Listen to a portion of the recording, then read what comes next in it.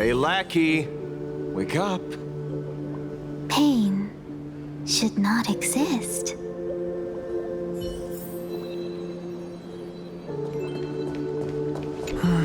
Smile. Please smile.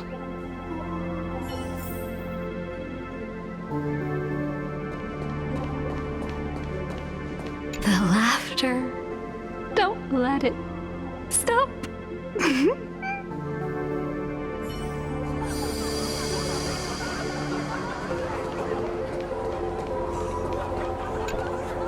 Those who suffer shouldn't exist.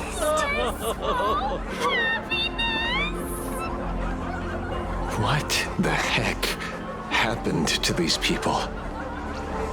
This is... the small procedure that official members receive. They call it the happiness surgery. With a prick of the needle, no more than a mosquito's bite. The doctor puts this small thing inside your eyelids, even smaller than a synesthesia beacon, and more convenient. People who have had the surgery say that it soothes all your pain and suffering, past or present. Even your body becomes stronger, and your mind clearer and more focused. A state where you can truly receive happiness. So, you haven't had this happiness surgery yet, right? I'm not ready yet. I've been thinking it over. But the rest of the squadron had it, and they've all become happier. They say it's the necessary step to becoming a true superhero that safeguards everyone else's happiness. If I don't do it, then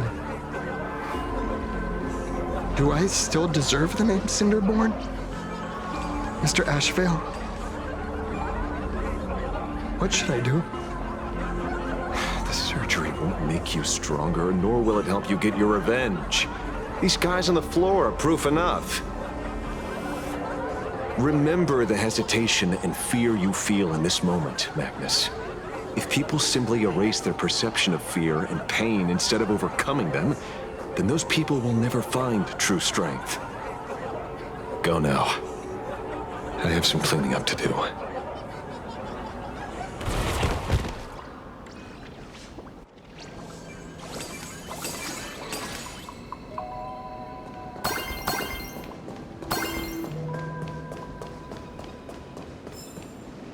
So, did you, pry the answers you were looking for out of them? These people have all been processed by the Smiles Society. Heck, who knows what method they used. It completely neutralized their ability to feel suffering and despair and gave them bodies like steel, incapable of feeling pain. Say, is this the kind of treatment that the Medical Ethics Committee would approve? As if. I doubt they even bothered to submit an application. Which means Full Wish has far more dirty laundry than we initially expected. The idea was to find the Herald of Death with the leads we had. But here we are, going deeper down an increasingly scarier rabbit hole. Judging by their voices, these followers don't seem to have any ill intentions. In fact, they sound a lot more humane than most humans. If all this has nothing to do with the Herald of Death, then it matters little to our investigation. After all, how they pursue happiness is their own choice. Wouldn't you agree? Are you serious, Kojiba? It's only human instinct to avoid pain, right? Such avoidance doesn't go against the laws of nature, nor does it legally constitute a crime when the party involved was a voluntary participant. Not a crime. Well, my instinct right now is telling me that this definitely has something to do with the Herald of Death. Unfortunately, Mr. Ashvale, we need evidence to solve a case. I'm here to follow my senses and dig up whatever's at the bottom of this. As for evidence, that's your headache. Besides, I don't think we need to turn over every stone to figure it out. If the new Herald of Death and Full Wish are connected, we'll be seeing another move soon enough. If I were her, I'd choose the brightest stage possible so this weapon could spread maximum panic. You mean the Star Rail Fest? Madame Pearl promised that top-level security would be deployed during the fest, as well as a contingency plan, robust enough to quell any crisis. And you are staring right at him.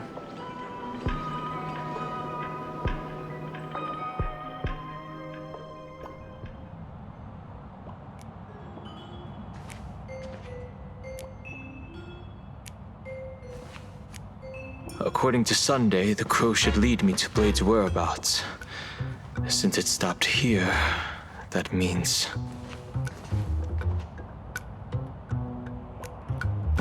I wasn't even looking for you. Yet here you are, throwing yourself into the fray. Consider me surprised.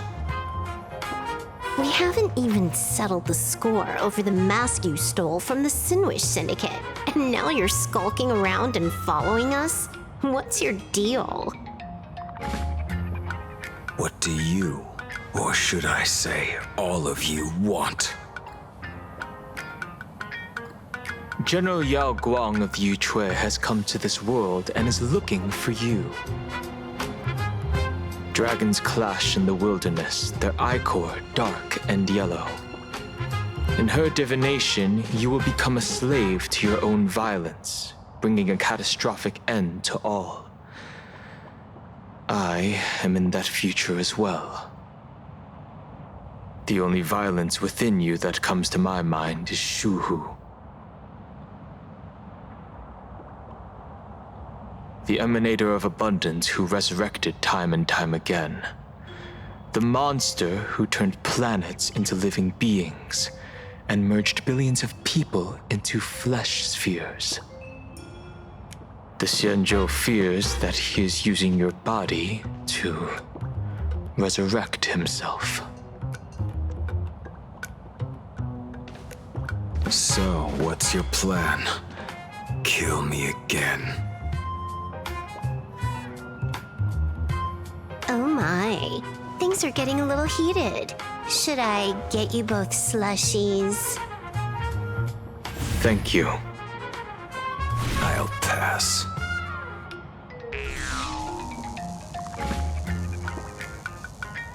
While General Yao Guang's divination may foretell a death battle between us, that doesn't necessarily mean it's the only interpretation. My experiences on the Express have shown me time and time again that even fates set in stone aren't entirely immovable.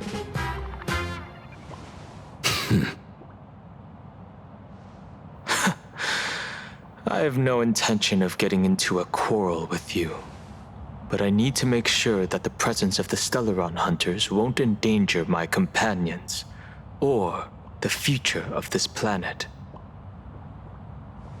Thus, I must know your purpose here, Blade.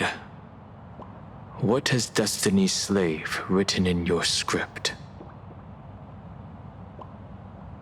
He stated this trip would be connected to death. Should I congratulate you? Much obliged. In my experience, it's best not to get your hopes up too soon. Prophecies rarely unfold the way you expect. However, the General's divination isn't entirely baseless. Ever since my arrival here, I have been feeling restless. There's another power here beckoning me. Is there another form of abundance in the world besides you? Perhaps there is more than one. Are you referring to the disciples of Sanctus Medicus? Or the Elixir Seekers? Something far more dangerous. Do they have support from other factions? Unclear. As such, I'll keep an eye on you until everything settles. Just like you did in the past. That's as far as I'll go.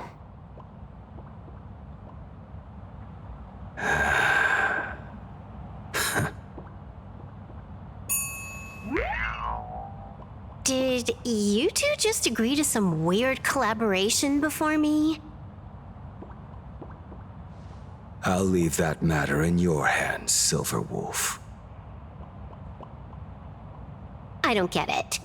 That good-for-nothing detective didn't even blink an eye before selling us out to Pearl.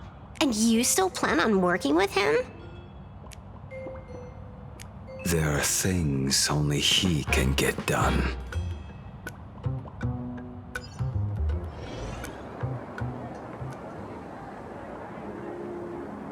Hey, you two! Why the long faces? On land blessed by the Master of Elation, frowning is bad manners. Come on, smile! Whether you're hungry or full, poor or rich, the laughter is with you. Would you be interested in learning about our Research Society of Happy Smiles? Thank you, but I'll pass. Another one? How many people have been talking to us about happiness today? Well, 6, exactly. Locals say ever since the Sinwish Syndicate case, this Research Society of Happy Smiles has exploded in size. That gang's fall left a power vacuum, and the Research Society of Happy Smiles filled it like a fast-growing fungus.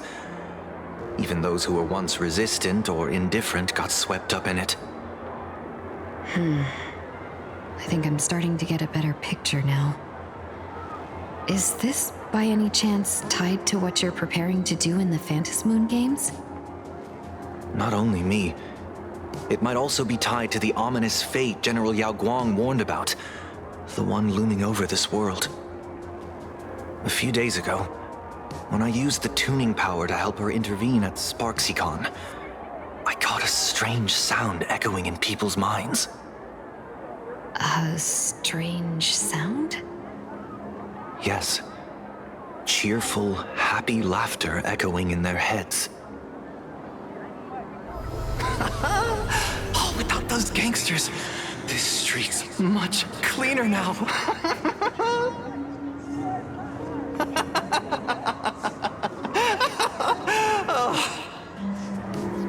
The so-called voice of Aha those society recruiters claim to hear? Could the Joy Seeker truly be so passionate about universal redemption? Whatever that is, it's not Aha's laughter. From the moment I set foot on this street, I've been using my tuning ability to sense the residents' minds. Miss Tingyun, allow me to correct you. Those connected to the Research Society of Happy Smiles number not 6, but 42. Each of them carries the same sound.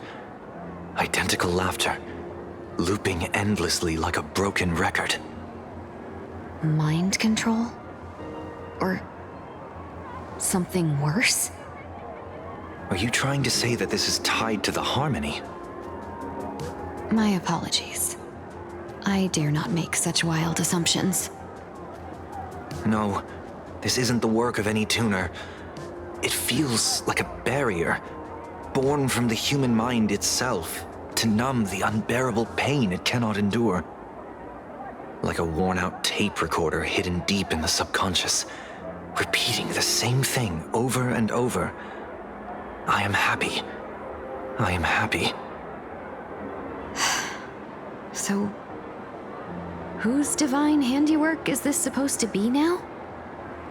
Wherever this laughter comes from, causing so many people to self-deceive in perfect unison while enduring pain is well beyond the capabilities of a mere charitable group.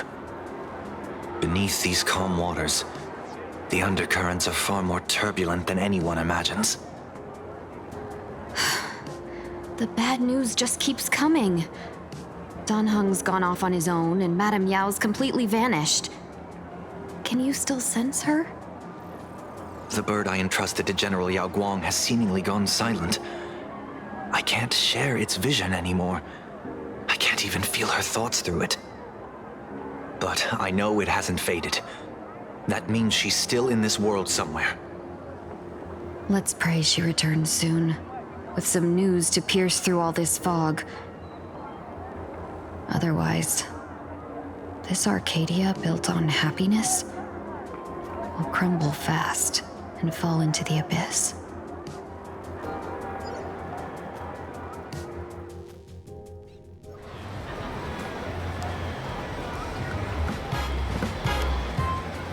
Blurry QR cult. That's an unusual name. Why would the author of Fluffy Across the Blue have such a pen name?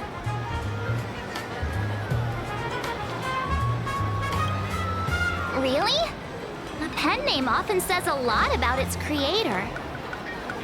Someone who can draw something that cute must have a warm, gentle heart. I heard the Fluffy's been running for half a year in a magazine. At first, it wasn't very popular in Planarcadia. But after that memory bubble movie, A Holy Grail Stay Night, Old Odie produced, became a massive hit. The Astral Express's adventure stories spread far and wide, and the Fluffy started gaining popularity. Now the latest chapter, The Sacred Flames Return, Amphorius's creation, is sold out everywhere. This cult sure knows a lot about our journey. Must be a galactic fan of the Express crew.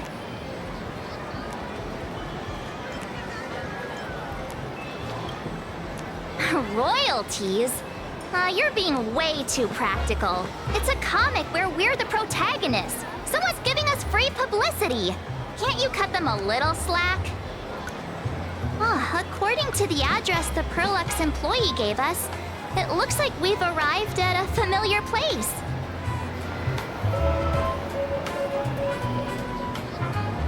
For such a small place, Dovebrook District is really full of hidden talents.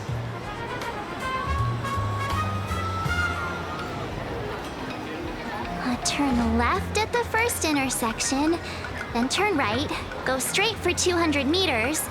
Wait, this is the Furbobo Weekly newspaper? Oh, don't tell me the author of the Fluffy is actually a Furbo. No wonder he rarely shows his face.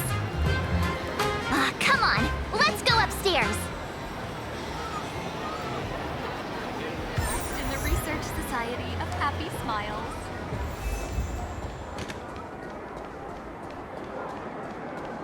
The Fluffy goes puff, puff, puff. Pom-poms for extra fluffy stuff.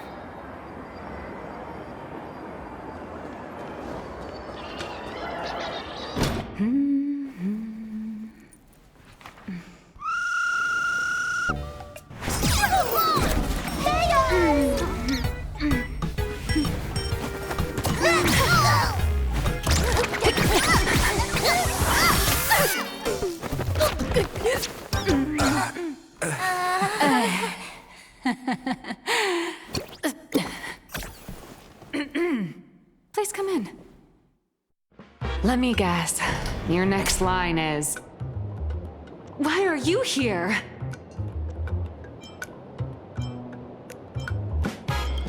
Miss Nihilux?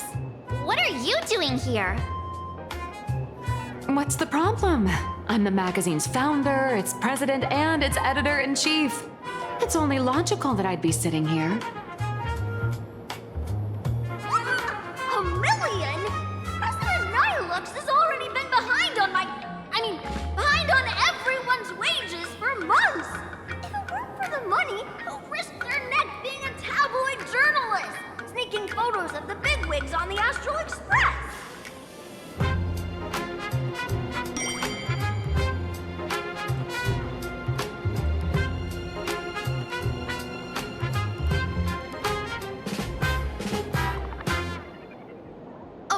Who who doesn't pay wages has no right to sit here.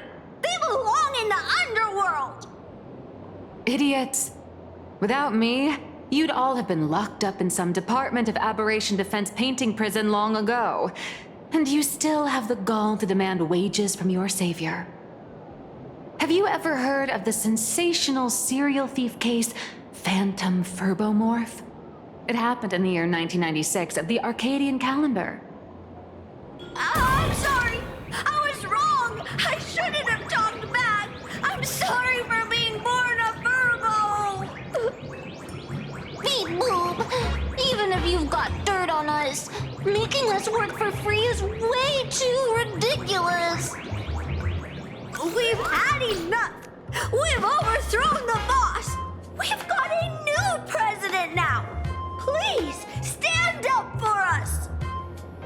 Welcome, traveler. Furbo Hot Pot requires a reservation. Rumors are 10,000 credits apiece, and if you're looking to hire a hitman, just head right down the hall to the storeroom. Oh, or maybe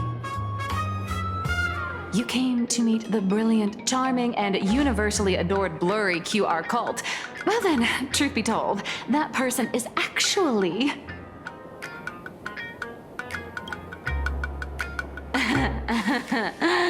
Who could it be?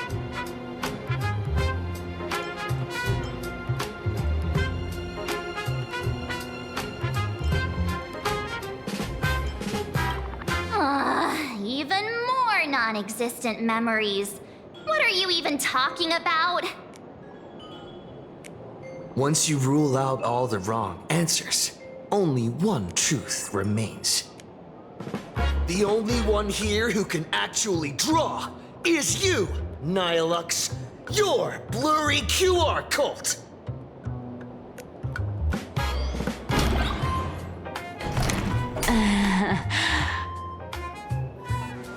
You saw right through me.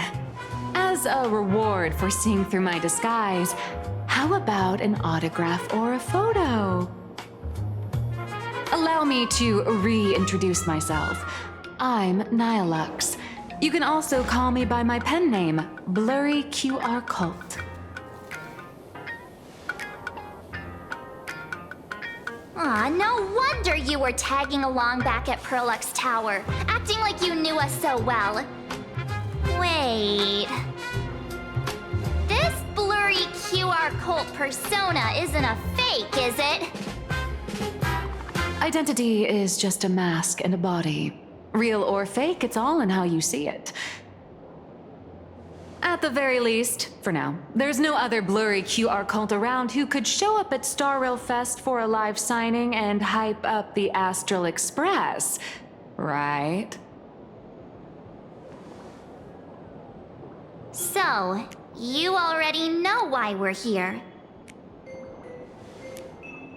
Just a little deduction, that's all. The news about Star Rail Fest is already everywhere online.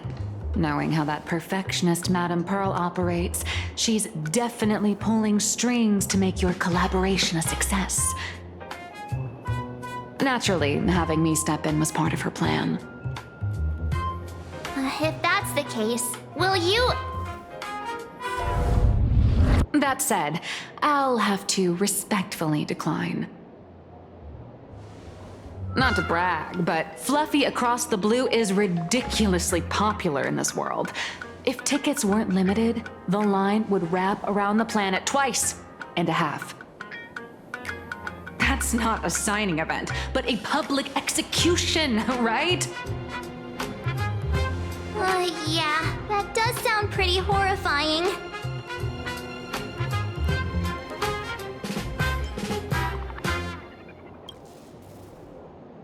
So tell me, Miss Nihilux, do you really have the right to refuse us? You've used the crew's likenesses and adventure experiences without permission. Surely you owe us some form of compensation. Why are we talking about this all of a sudden? Today, on behalf of the entire Astral Express crew, for your violation of our publicity rights, emotional damages, and lost wages, I hereby demand 1.6 billion credits! How did you work that out? Believe it or not, I don't have a single coin on me right now. That's impossible. Just your royalties alone should have made you rich. Due to, unknown circumstances, my luck with money hasn't been great. But I get what this is really about. You're not only after cash, are you? I'll show up at Star Rail Fest. Is that good enough for you? Then it's settled. Thank you, Colt.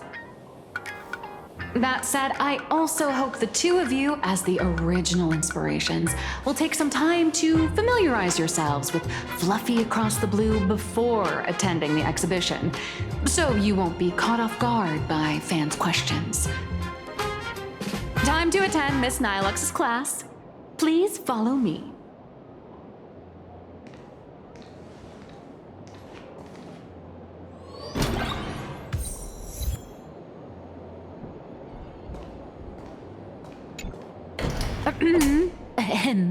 Miss Nilux's mini class is officially in session.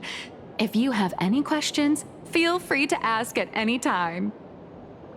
Miss Colt, why did you pick the Astral Express as the theme for your comic?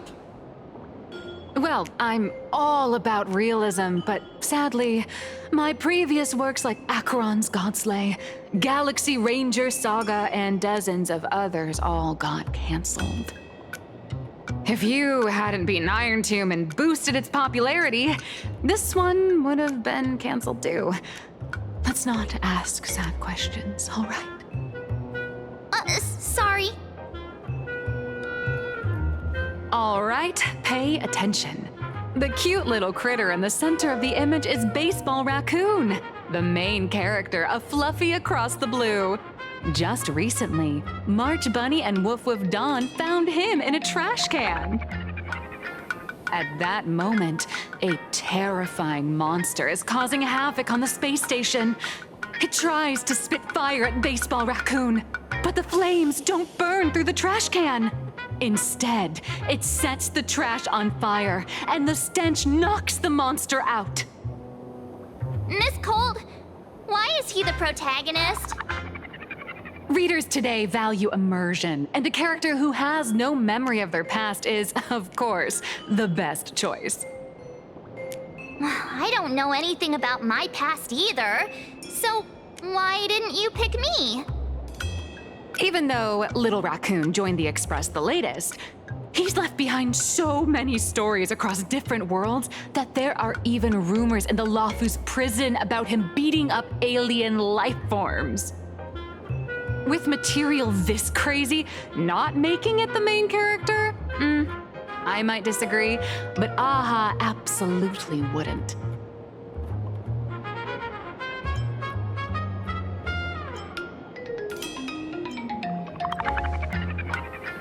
So every time you land somewhere, you just run around to get more screen time, huh?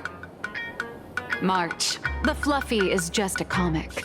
Outside of this, the author and the readers, every character in this world, aren't we all the protagonists of our own lives? That sounds so passionate, Miss Colt. I totally get it now. And so, the unruly Baseball Raccoon, the quiet Woof Woof Dawn, and the lively March Bunny formed a trio everyone loves. Actually, I have a question too.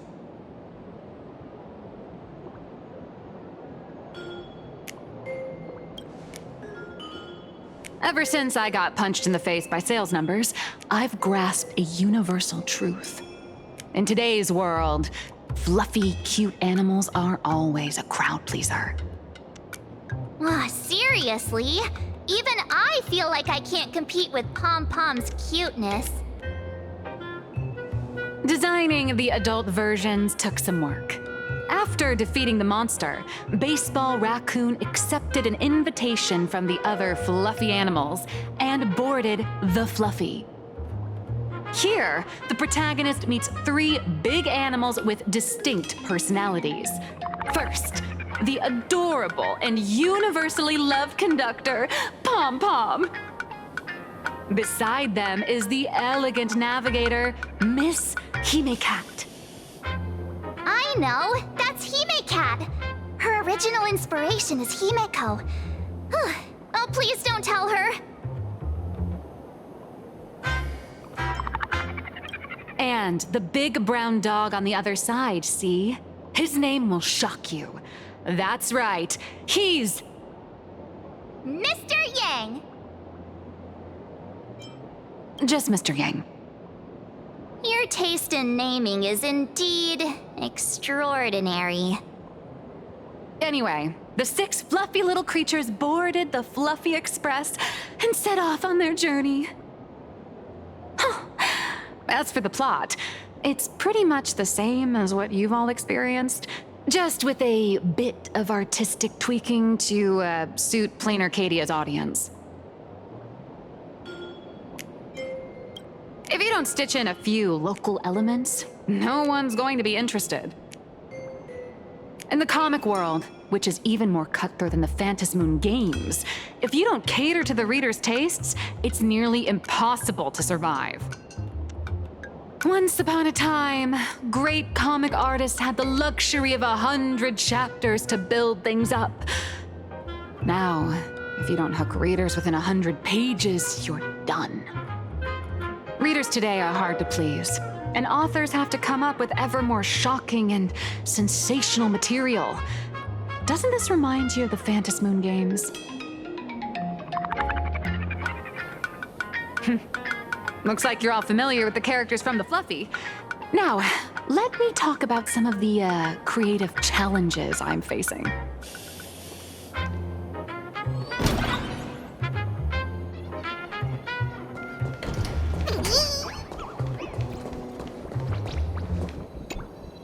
So, what do you see on the Fluffy stands?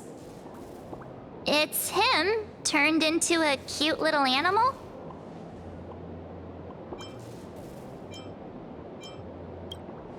Yes, this is the character, and you're the inspiration behind him. But even for someone as interesting as you, there are many backstories that readers don't care about, don't want to know, or don't feel obliged to understand. A comic artist's job is to capture the most interesting parts and present them to the readers. The cute and clever one is March Bunny. The unruly but reliable one is Baseball Raccoon.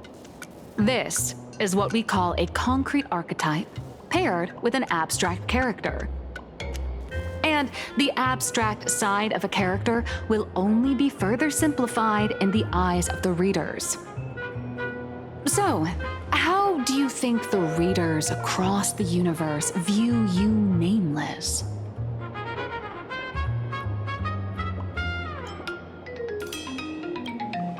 Don't underestimate your influence. Your heroic deeds and accomplishments drew my attention, and your demeanor gave me inspiration for the character in the Fluffy. But while the hero identity boosts the character's popularity, it also becomes a limitation. That's why the little animals in the Fluffy have to defeat even more powerful villains and keep upping the ante to get more applause from the audience. In turn, the reader's perceptions and expectations constrain the character's growth. If he acts out of line, the popularity will crash. If he can't come up with new ideas or grow stronger, the audience will soon lose interest in the comic. Unfortunately, the creation of Fluffy Across the Blue is now stuck at this very awkward bottleneck. Honestly, after drawing comics for so long, I've pretty much run out of ideas. Hundreds of Amber eras ago, people would laugh out loud just from seeing a cat do a backflip.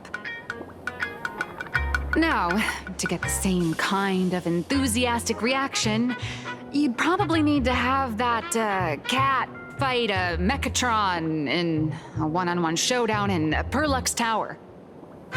Although the fluffy specials are selling like crazy, doing side stories without progressing the main plot isn't a long-term solution. Ever since all the gossip memo keepers I hired got wiped out in Amphorius, my source of intel's been drying up fast. But if someone from the Astral Express could quietly feed me a few juicy insider secrets from the Phantasmoon games, imagine the reader's reaction when the next chapter drops. Whoa! Does Blurry QR Code have a time machine or what? Oh, that'd totally save the Fluffy's future sales. After all, my little Furbo crew already works for you. Just have them slip me a copy of the Phantasmoon Games press release. Let's call it buying your exclusive adaptation rights. We'll do a 50-50 split.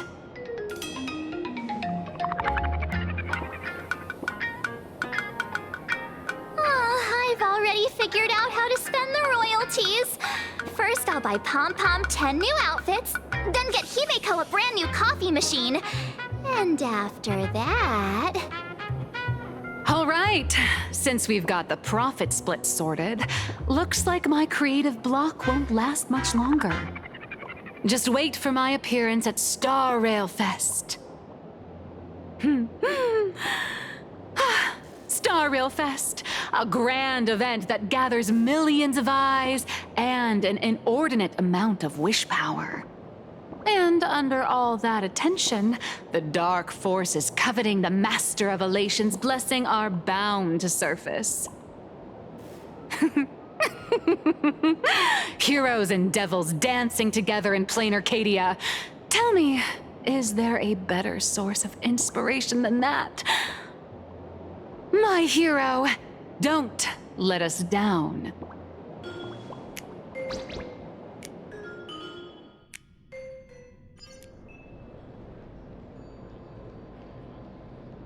A supplicant is the master of wish power, but wish power can also become the shackles that bind the supplicant, forcing them to fulfill its desires. Love and hatred are alike. Dependence resembles fear. What commands wish power isn't only love, but also hatred. Thank you. These notes will really be a big help to him. Good. I'm so glad to be of help.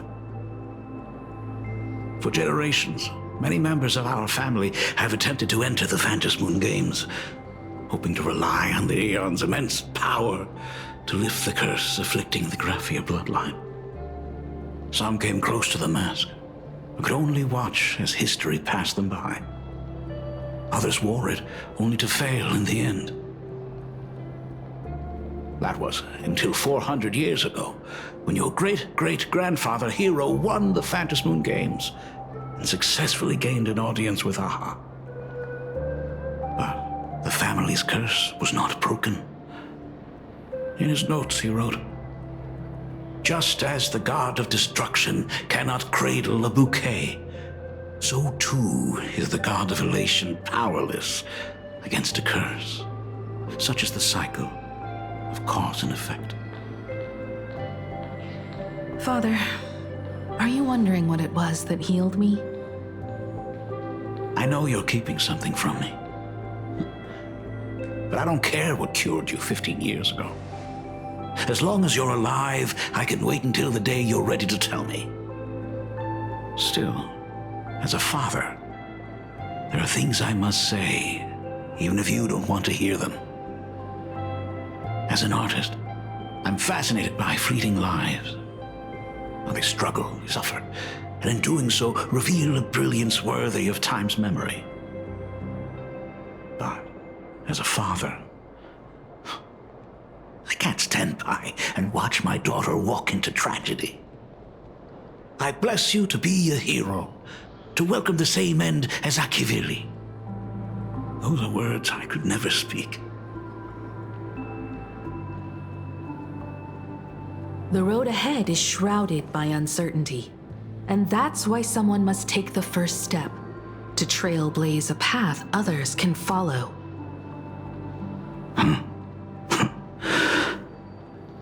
I can't stop you, even though every part of me wishes you'd stay. But this is your choice, my daughter's choice. All I can do is stand by you quietly and pray you'll come back safely. Do you still remember the bedtime story I used to tell? They say there was once a princess in the sky. Day and night she painted in her celestial garden, untouched by the joys and sorrows of the mortal world. One night, a thunderous sound echoed from her painting. Curious, she stepped inside.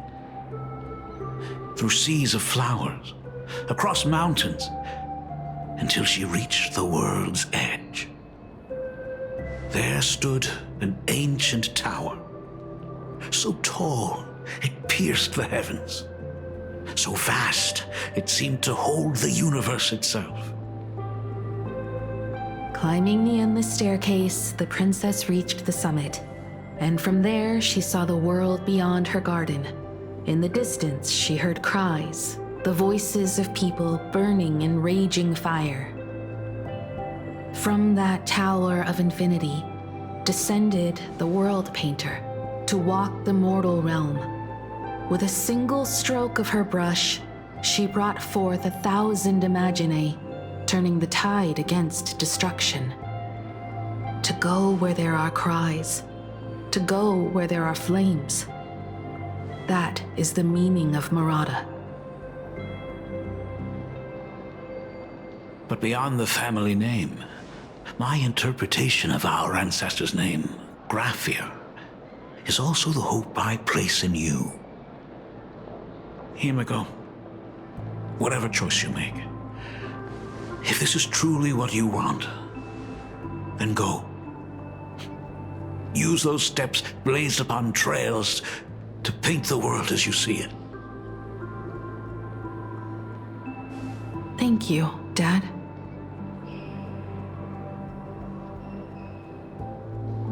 By the way, how's your health? You haven't picked up any bad habits like smoking or drinking while I was away, have you?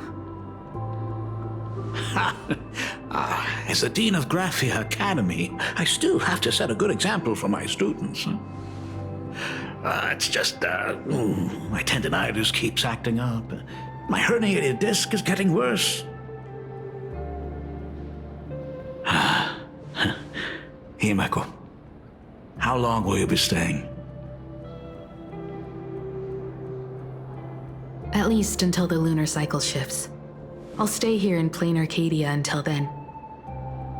I see. If only the Phantom Moon could stay full forever. Himeko, safe travels on the trails ahead.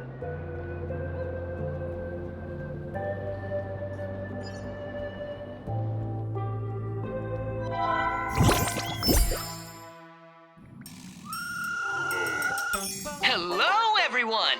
Welcome to Foolish TV's special news segment, Arcadian Morning Report. I'm your host, Goofy. Hi, everyone! I'm your host, Snowy! The Star Rail Fest exhibition venue funded by Pearlux Corp and constructed by Turbogen Heavy Industries has officially been completed! Thanks to modern imagenesis technology, it took only a day for the Skyline's lookout cloud to take on a completely new look. Starting today, the lookout cloud line is officially opening up its stop for the Star Rail Fest exhibition areas. The exhibition areas opening on day one include the Belobog area, Xianzhou Luofu area, and Penacony area, showcasing the legendary adventures of the Astral Express. The Infurious area, which is currently under construction, will open in due course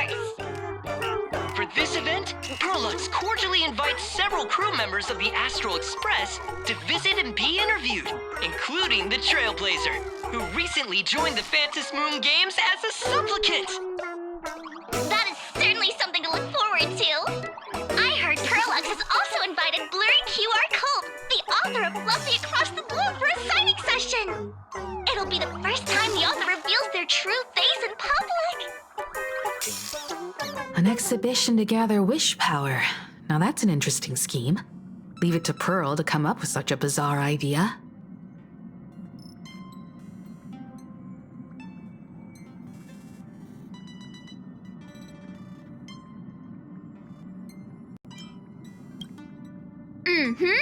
Pearl is also mobilizing Perlux's resources to promote us.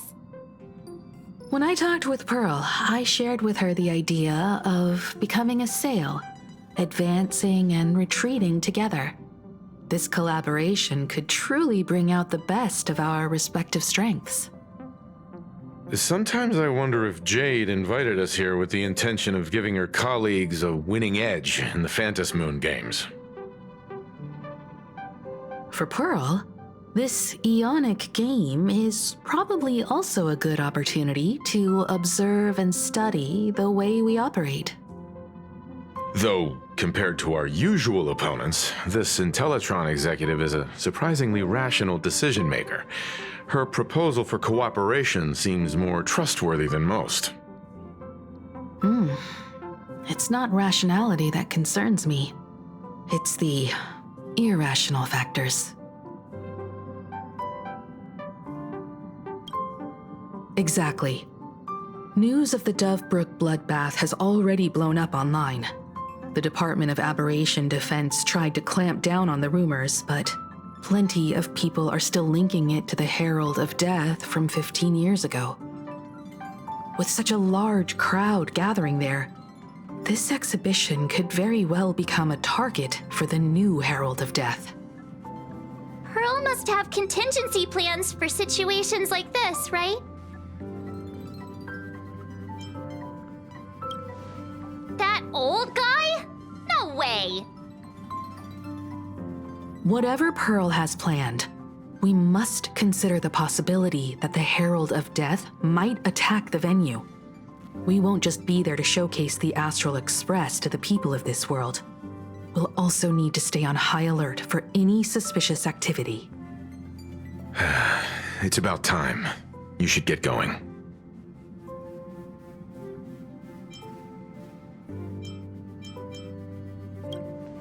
Someone's got to stay behind on the express to keep the conductor company and be ready for any emergencies that pop up. You guys have fun out there, but stay safe. Contact me right away if anything comes up.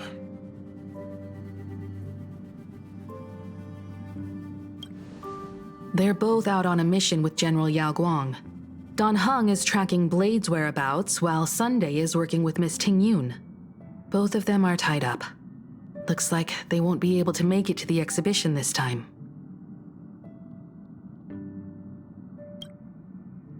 Looks like the heavy burden of documenting our travels falls on yours truly once again.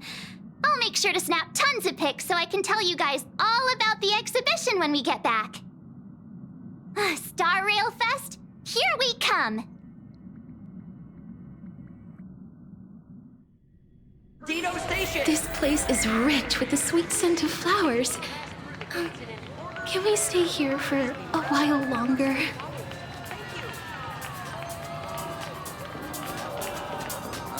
My head hurts whenever I look at how... Passengers heading to Star Rail Fest, please prepare to board. Oh, if it isn't the heroes of the Astral Express! Oh, the trains have been placing bets on who will get to escort the Nameless to Star Rail Fest on opening day. It's such a super-duper Arcadian honor. And can you believe it? Turns out I'm the lucky one. Oh, I could already feel everyone's enthusiasm turning into waves of wish power along the way. No wonder everyone's running around with such high spirits.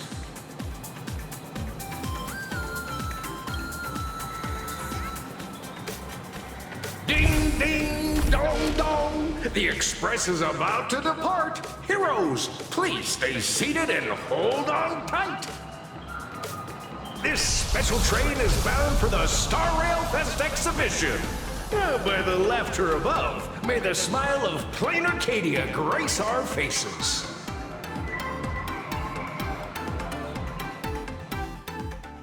Scout Cloud Live. Thank you for riding with us today. May the laughter watch over you, and please enjoy your journey. Oh, wow! The exhibition entrance is packed with Express fans! Take care of your personal belongings. Hurry up! Hurry up! We'll miss out if we're late!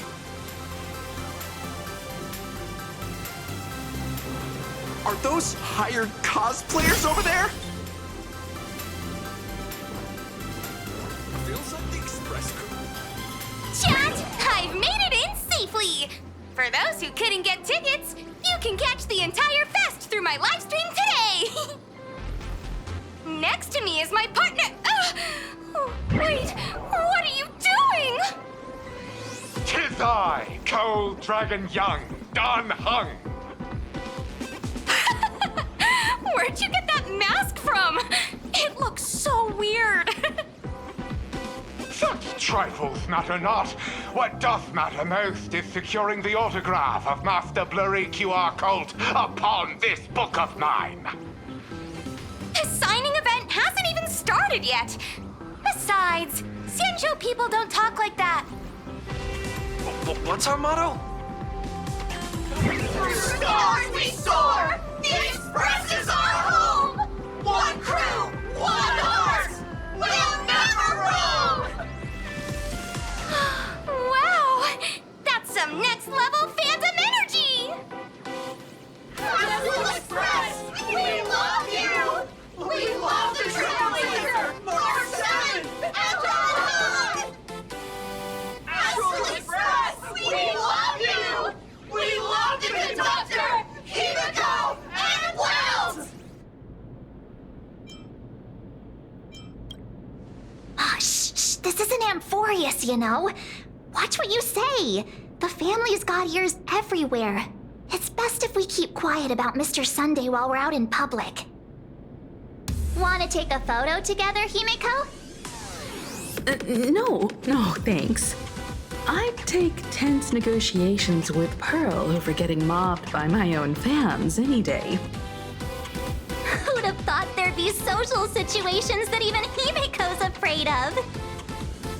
If Don Hung and Mr. Yang were here, I can't even imagine the looks on their faces. What a sight. Truly.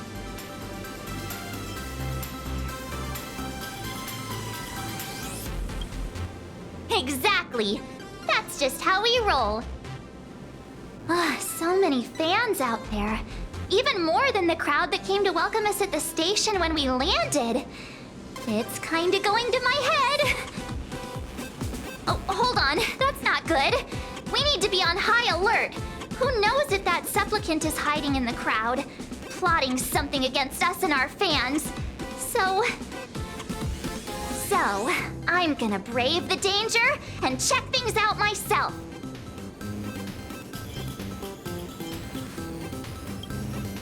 You talk too much. Don't wander off too far, though. We still have official business later, speeches and other activities that we need to show up for. Got it. We'll just hang around here.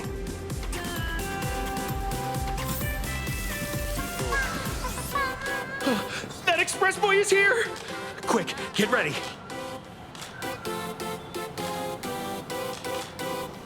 Three, two... Hi! Trailblazer. Sorry to bother you. We're with Full Wish TV. It's our lucky day running into you here. Do you have a moment? Mind doing a short interview with us? It won't take long. Our audience is absolutely dying to hear about the new supplicant in town and your adventures aboard the Astral Express. No problem. But let's keep the interview brief, since the organizers might have other plans for us. First question. Seeing as Planarcadia was the starting point of the Express's new voyage, how would you describe your impressions of this place? Planarcadia has left quite an impression on me. An ancient world that somehow feels so modern, so vibrant and colorful. Everyone's chasing the latest trends, looking for fun. I'd say this place is more like a never-ending carnival. Interesting! Throughout the history of the Fantasy Moon games, it's been extremely rare to have such a renowned cosmic figure as yourself participating. As the Astral Express's supplicant, what kind of changes do you hope to bring to this world in these games?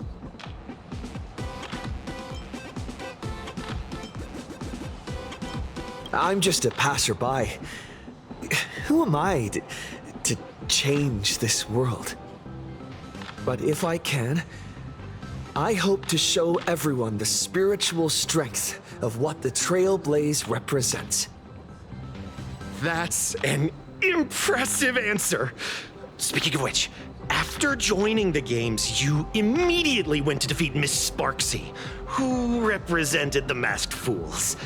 What are your thoughts on potentially facing native supplicants in the future?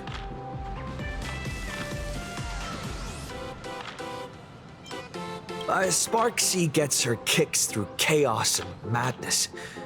That kind of out-of-control elation is way too dangerous.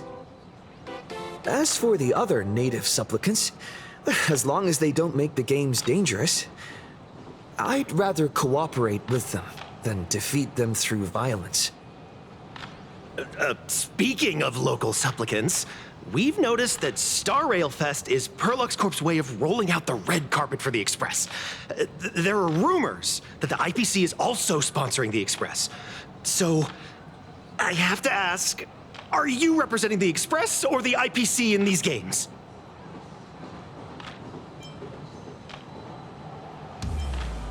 The IPC's interest? Nah. Even though Star Rail Fest has exceeded my expectations, and Madame Pearl and Perlux extended such a warm invitation, which I'm truly grateful for. At the end of the day, this is a festival for everyone. And I'm just one of the guests. I'm not the master of this place.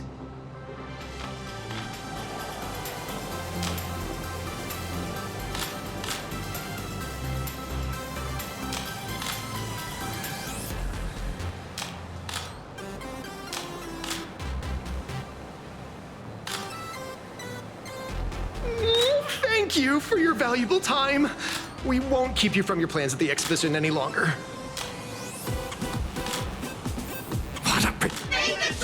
No worries. This material will do just fine. I can't tell you who sits next to me. Wow, with that outfit, you must be cosplaying as March Bunny. Am I right? The accuracy is just insane. Yeah, just like the original. Since we're all fans here, let's skip the sales pitch. But I gotta say this up front. The conductor is the cutest in the whole universe! I agree. The conductor is the cutest in the whole universe. But wait a minute. Some of your stuff looks familiar to me. Sharp eye! You're definitely a hardcore fan. We collaborated closely with artists from different worlds along the Trailblazing expedition to create these products. I can pretty much guess who they are. I may not be that talented or have the artistic skills of a master, but I've written some articles and gained a bit of popularity in the fan community, so while I'm here at the booth, I thought I might as well do some self-promotion.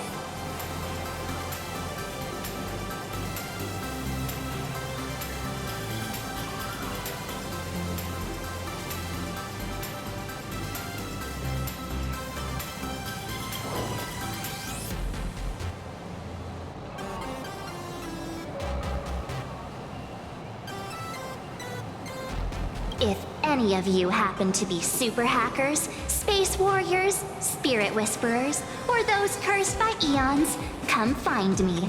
I've said my piece. Looking for a sense of truth in fictional stories is just human nature.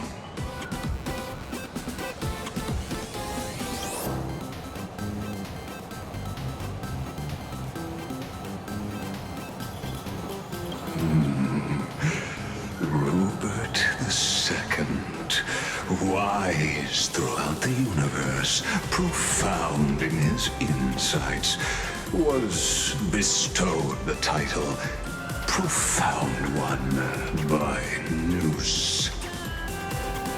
If it pleases you, my king, we shall storm the throne and snatch that bloody seat from Rupert the First. Among the countless stars are whispered the secret chronicles of Rupert.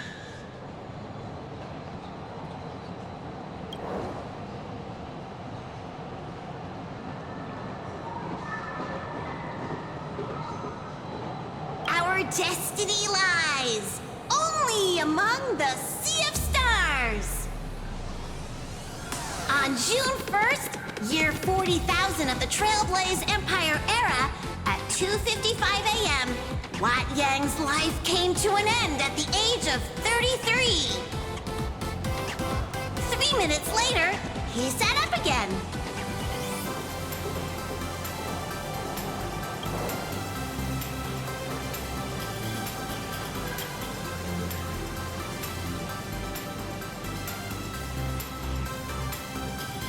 I'm sorry, Kafka. You can survive without me. But if I leave Mr. Yang, he won't make it. Well, what about Silverwolf? Are you planning to release her back into the wild?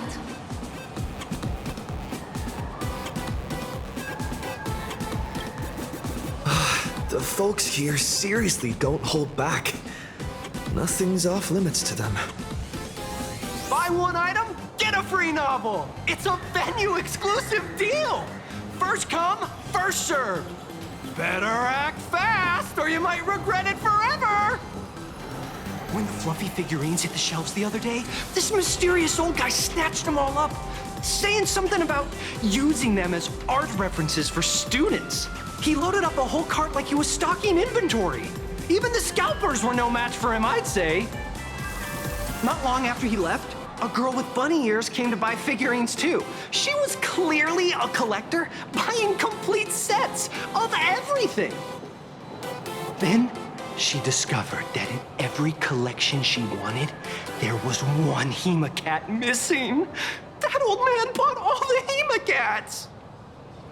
Oh, that's horrifying. I can't let this happen to me. I have to make the best use of my wallet while things are still in stock.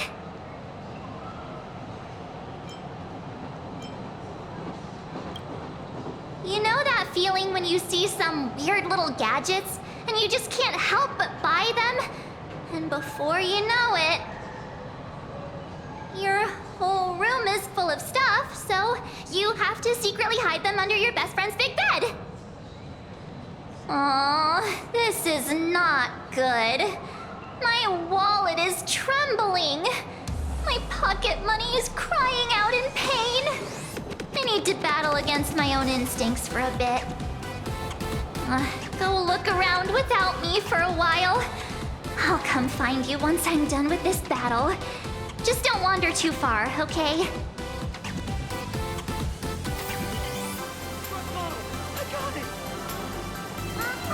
Hey, little raccoon. Over here? I'm right here. Nice to see you again, little raccoon. You're lucky you haven't been completely swarmed by fans yet. Here you are, the original inspiration for the Fluffy's main character, fresh as a daisy, yet no one recognizes you. Talk about irony. Don't tell me they think you're just some cosplayers. Oh, come to think of it, that's actually quite possible.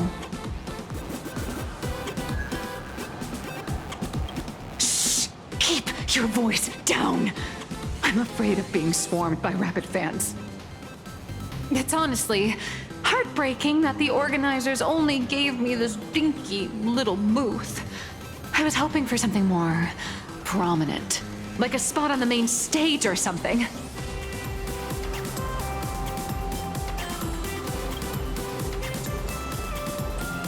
I know. Hey, wanna have the number 000000001 collector's edition comic that blurry QR cult signed today?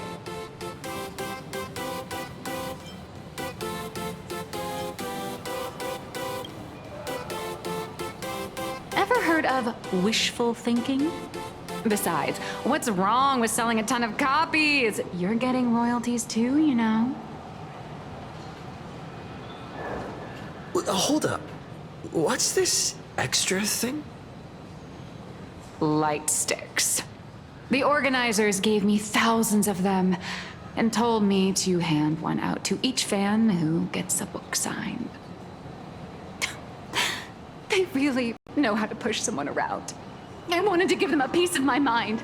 Am I not the world-renowned author of Fluffy Across the Blue, the great blurry QR cult? Who exactly do they think I am? Chopped liver? But you're right. This is Star Rail Fest. Today, I'm just a side character. Anyway, it's about time to head to the booth and meet up with the staff to start the signing session. I won't keep you from enjoying yourself any longer. Bye-bye.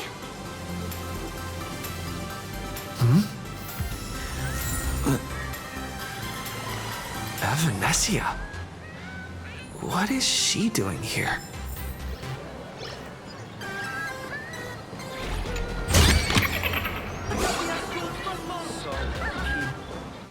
Target confirmed. Mine's ready. Toast on face. Vanessa, rolling out.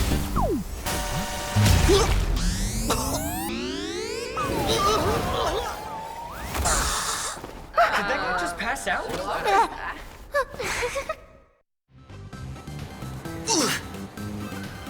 I'm so sorry. Are you alright? Sorry, I had no idea I could pack such a punch when sprinting at full speed. Good thing I'm built tough. I just wanted to recreate that classic teen rom-com moment.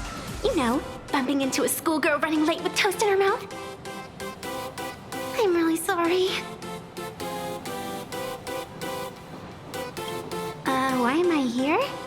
Well, probably because the plot demands it. Well, that's got to be the lamest excuse I've ever heard. How could such a classic trope fall out of fashion so quickly?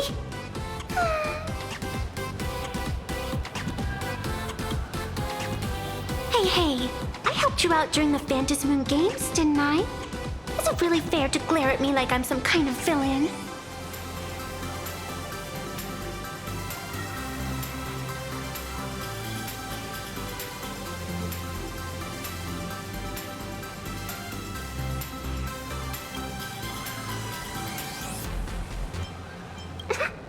I watched your whole fight at Graphia Academy. I'm more than happy to befriend those who are destined to be part of these games, as long as they can show me their wish.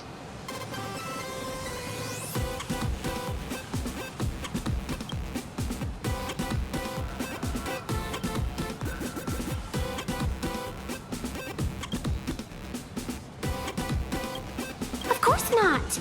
That mask has already been imprinted with the shape of your soul. Even if I took it back, it wouldn't be of any use to me. An old friend of mine once taught me how to draw. And as it turns out, I'm a natural. If you call those lousy doodles you made when drawing the mask talent. I'd always wondered if something I imaginated could actually fool the Phantasmoon's eyes. See? This temporary ticket I gave you shows great promise. Proof that my artistic skills have leveled up. Speaking of which, shouldn't you show me some gratitude?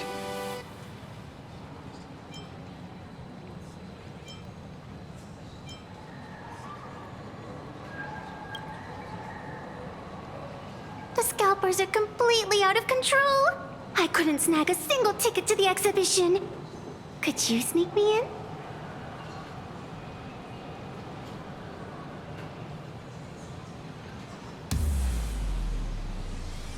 She did help us out before. But as a dignified nameless, how could I do something as helping someone sneak in without a ticket? After all she's done for us, you're gonna be stingy about a tiny favor? Besides, since when were we such paragons of virtue? I sure don't remember any of that.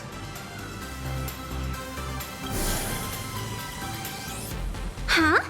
Didn't expect you to be so principled. Guess I'll have to use this trick.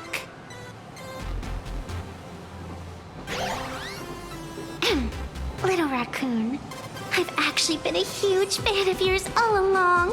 From the very first page of The Fluffy, Volume 1, Chapter 1, I was already captivated by you. That afternoon, as I passed by the Graphia Academy building, I caught a glimpse of you by the window. Right then, I knew my heart had been stolen, and nothing else would ever make me feel so alive again. Getting to share a few happy moments with you at this exhibition, that's all I could ever ask for in this lifetime.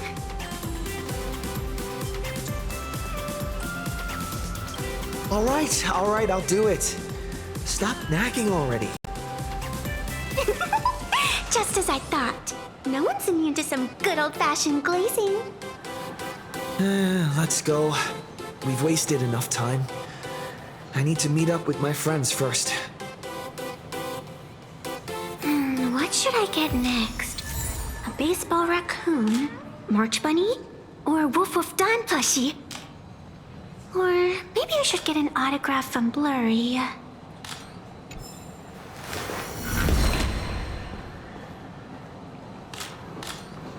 So many people.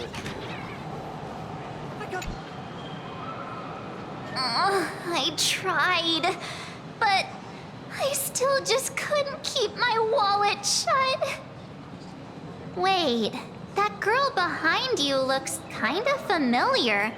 Have we met somewhere before?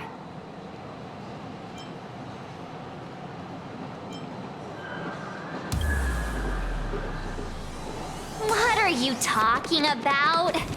I've definitely seen her. I think it was at Graphia Academy? Whatever, it's not important. Wait a sec. Isn't this March Bunny from the Fluffy? Oh, the attention to detail is insane, especially those ears. I'm a fox. A fox. Let me introduce myself. I'm Evanesia. Just a normal fan of the Fluffy. You must be the inspiration for March Bunny. You're way prettier in person than in the news. March Bunny, I've actually been a huge fan of yours all along. From the very first page of Volume 1, Chapter 1, I was already captivated by you. Getting to share a few happy moments with you at this exhibition, that's all I could ever ask for in this lifetime. But I can't even get a single ticket, so I can only stand here, gazing up at that world from afar.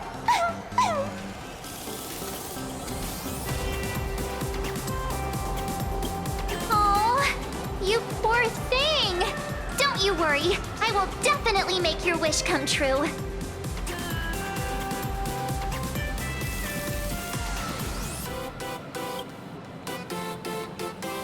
It's like our souls just clicked on a cosmic level. You wouldn't get it. Such an adorable little fox girl could never have any bad intentions. It's not like she's another Fantilia, right? Besides, this place doesn't even have any Stellaron or Ambrosial Arbor. Don't worry, Nessia. Just leave it to me. That's great! Thank you so much, Miss March.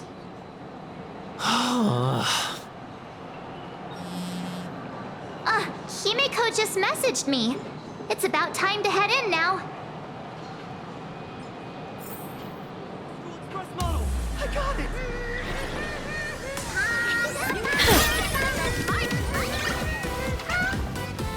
Wow, if it isn't Trailblazer and March 7th! Such incredible cosplay accuracy. Out of all the people trying to sneak in disguised as the Nameless, you two are definitely the most convincing. Have you considered the possibility that they might be the real deal? And how inappropriate it is to ask our distinguished guests for tickets? Hello there! We meet again. HQ arranged for me to wait here and welcome all of you. Miss Himeko has already entered the venue. Mr. Trailblazer, Miss March 7th, and this is... She's,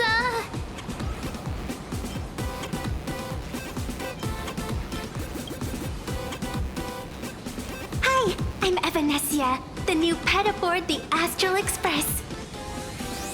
She's just kidding. This is our good friend. Since you're friends with our guests here, I guess it's all good. Come on in.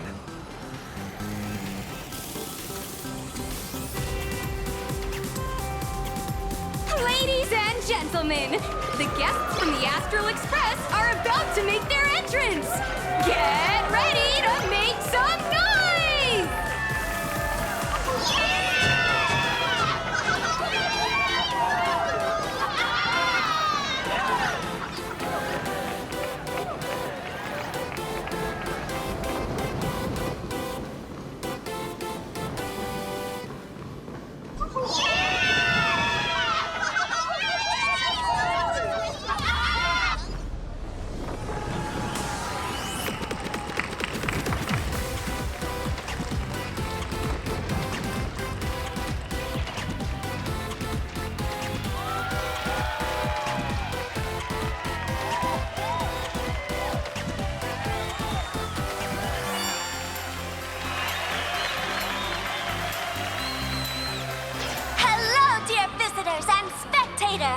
Before we officially kick off the Star Rail Fest exhibition, I'd like to thank our host, Perlux Entertainment, as well as extend our gratitude to Blue Industries, Turbogen Heavy Industries, and Full Wish TV for their collaborative support. The exhibition area is now open will transport you straight into the Astral Express's incredible journey across the sea of stars. And right now, ladies and gentlemen, you're standing in none other than Bellowbog! Now, let me hear you call out the name of our hero from the ice and snow!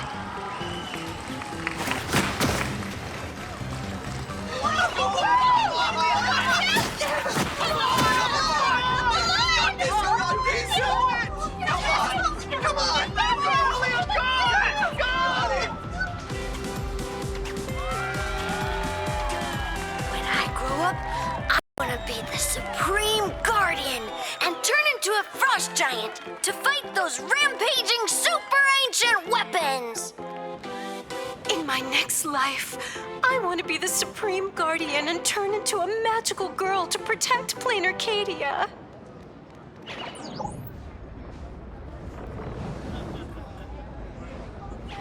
Wait, this isn't right. Why is everyone supporting Cacolia?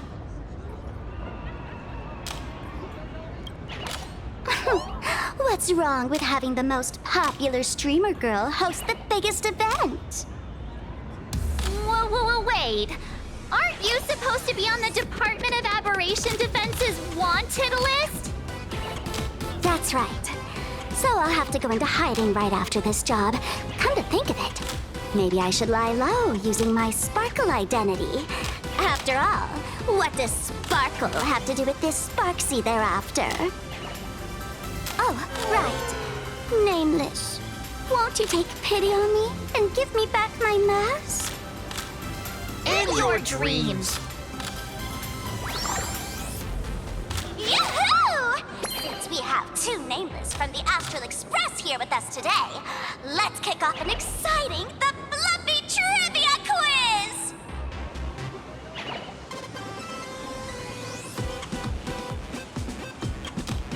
Here's your question.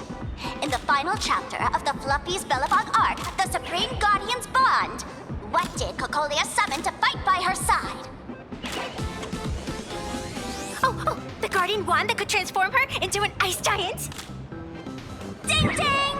That's correct! Well, looks like this young lady here is quite the devoted reader of the Fluffy, answering even faster than the Nameless.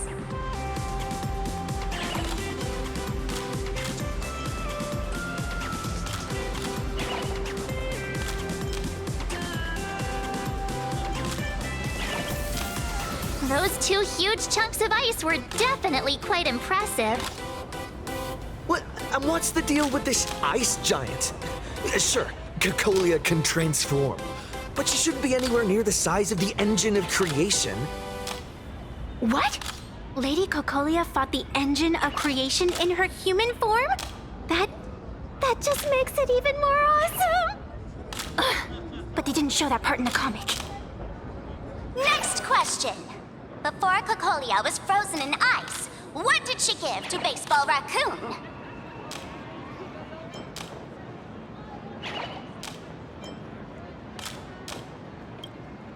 Oops, wrong answer.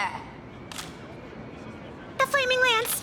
In the end, the little raccoon used that lance to channel everyone's light to Cocolia, restoring her power so she could descend in her wildfire form! Ding ding! That's correct! Every time I turn to that page, I can't help but burst into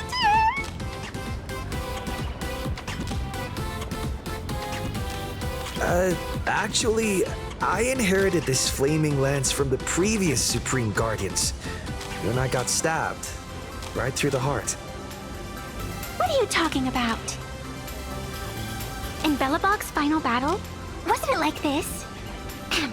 Despite her grievous wounds, the Supreme Guardian transformed herself into a frost giant for the sake of the people of the Winterlands, joining forces with the Nameless to counter the destruction engine that was about to flatten Bellabog. So the Fluffy storyline follows the official Bellabogian narrative? Wait, is that not how things went? Could you at least spill a little? Just a little? I see. If the truth about this were to be revealed to the people of Bellabog, the hard-earned peace would crumble, wouldn't it? Nessia, please keep this a secret. Of course, my lips are sealed. But I have to say, I'm surprised that even the heroes of the Astral Express can tell lies.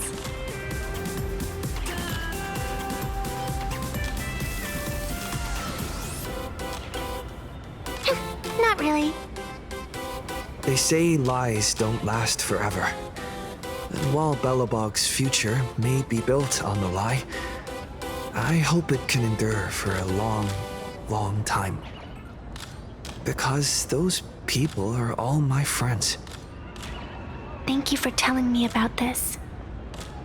The Phantasmoon games make supplicants wear masks. But if you ask me, that's when people really drop the act and face their true selves. Big hero! The event's not over yet. Come join me on the stage and deliver your decisive strike in the epic battle between Madame Cocolia and the Destruction Engine! Me?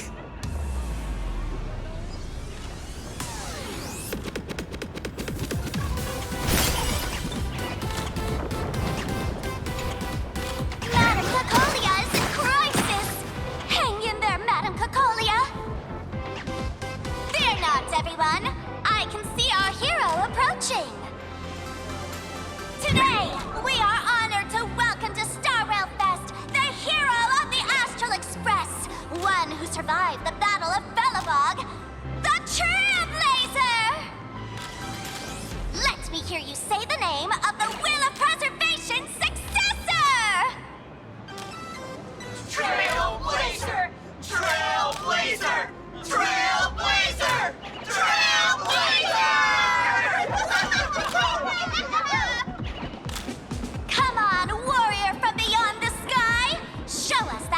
legendary scene again! Ignite your flaming lance! Charge up Madame Cocolia with your power, and let her hear our calls! The host is calling for you. Time to take the stage, great hero!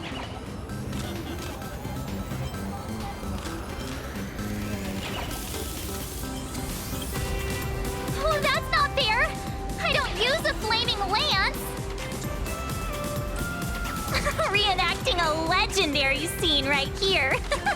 Oh, good thing I'm not the one up there. Big hero. You're gonna shout that line when you ignite it, right?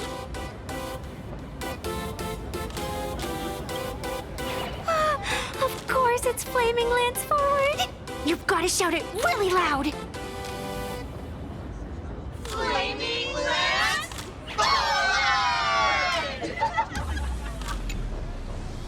Flaming Lance? Forward! Flaming Lance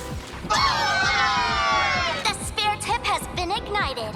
Kids and grown-ups alike, raise your glow sticks high and let's show our support for Cocolia, shall we? You got this,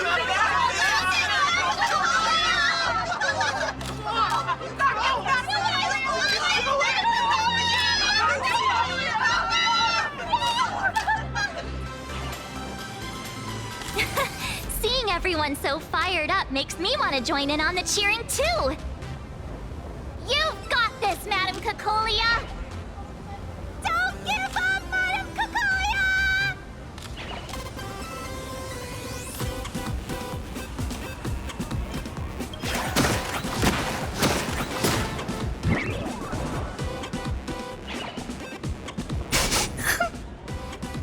What's wrong, Nessia? I'm getting all emotional. This scene takes me back to the moment I first cracked open the Fluffy Across the Blue comics. The Speeding Express, Dazzling Cosmos, and a bunch of quirky yet adventurous companions. I know the story is fiction, but I really want to be part of it and travel with you guys. But leaving home, that's not exactly easy for me. Thanks for the love. And hey, traveling with the little animals aboard the Fluffy still counts as traveling with us in my book. Thank you for the love. Being able to connect with friends like you through stories is probably the most precious part of this journey. Well said. Shall we head to the next exhibition area then? All right, let's get moving.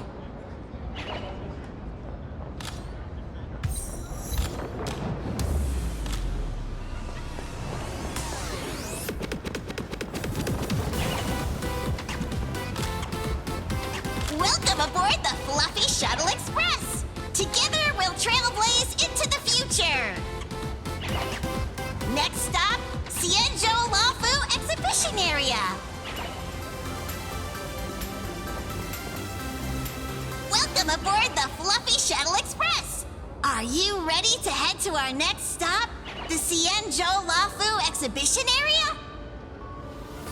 I have to say, Perlux really put care into organizing this exhibition.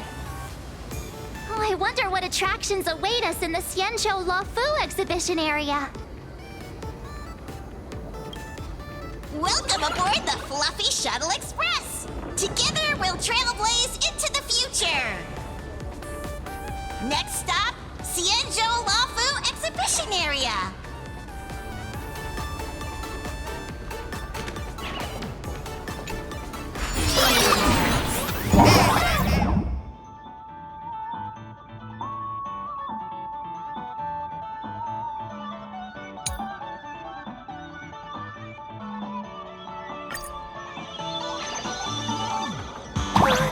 The audience is brimming. Welcome aboard, passengers! The Fluffy Shuttle Express is about to depart. Next stop, Xianzhou Luofu Exhibition Area.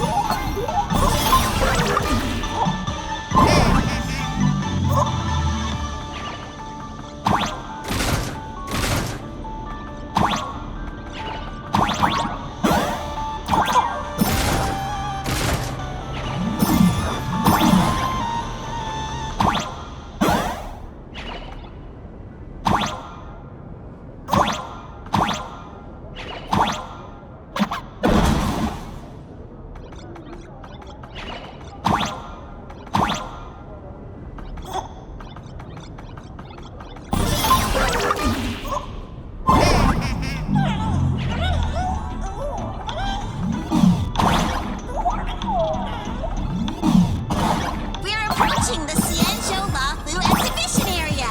Please remain seated and hold on tight.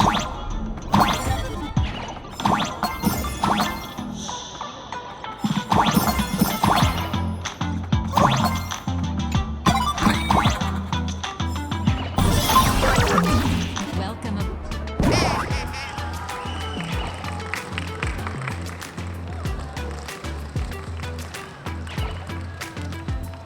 Oh, brr. The frigid waters of Scale Gorge Waterscape are chilling me to the bone. Why is there so much water in the exhibition area? Did a pipe burst or something? I bet this is some cutting-edge immersive theater performance. I gotta say, these tickets are totally worth every penny.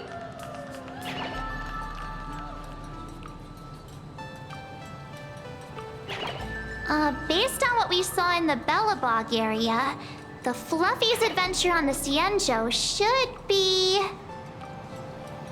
Ah, I got it! It must be Woof Woof Dawn teaming up with Jing Yuan Yuan to battle against the Lord Ravager Fanti.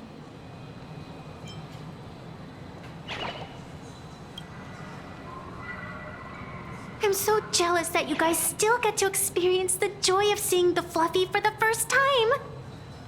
Well, it's fine, because this means I get to show off all my knowledge about the Fluffy. When people talk about the Astral Express's most memorable moments in the Xianzhou War, it can only be the epic fight, the triumphant return of the High Cloud Squadron.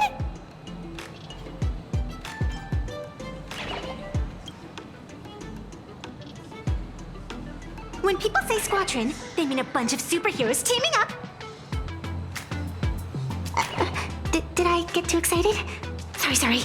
I really got carried away. Not at all.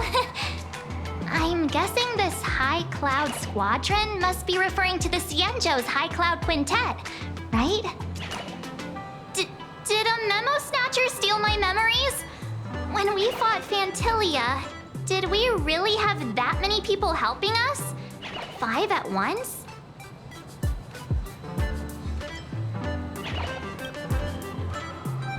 Oh, I can't take it anymore. I'm bursting with curiosity.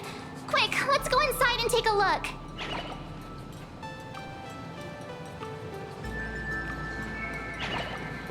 The Express family living the best life? Why do all the reporters from Boba Weekly look so... What an exquisite Xianzhou outfit.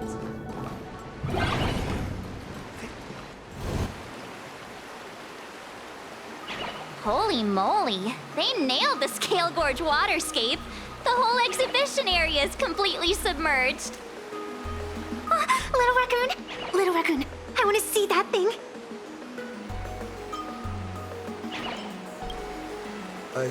Rending my form setting free, a thunderous roar, a symphony. Aw, hold it right there. Please do me a favor and stop that. Nessia means that thing. With a flick of the hand, the ancient sea splits apart.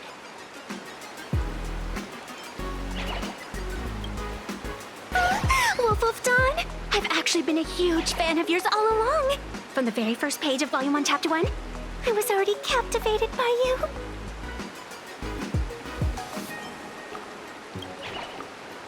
Who on earth did this kid learn to ask favors like that from? From March Bunny in the comic, if you must know. What? This is absolutely the biggest personal attack on me ever! Never mind. I'll go ask someone about what's going on.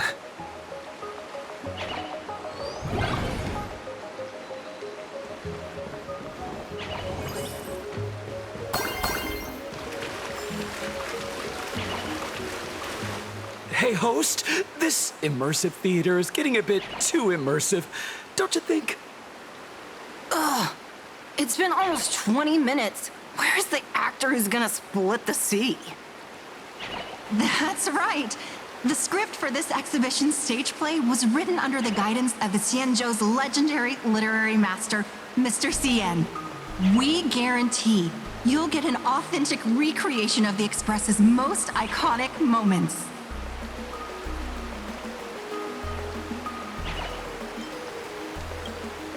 Oh, it's you! Trailblazer! I don't know what happened, but water just started gushing out everywhere. Please, save this exhibition area like you saved Scale Gorge Waterscape before.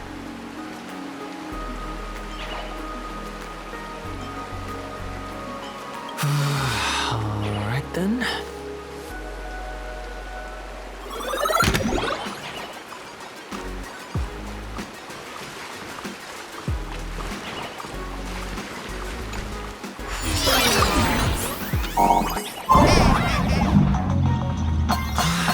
I come to sightsee.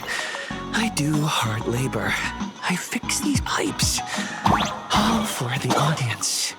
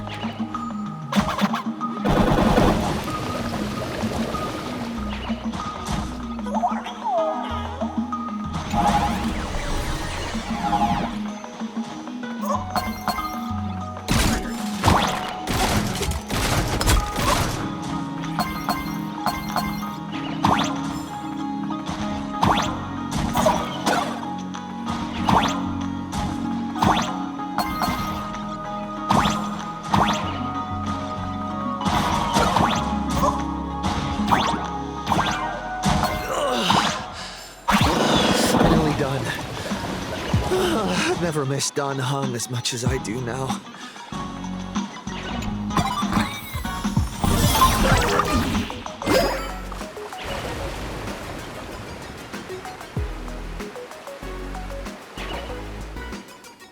Welcome, dear visitors and spectators.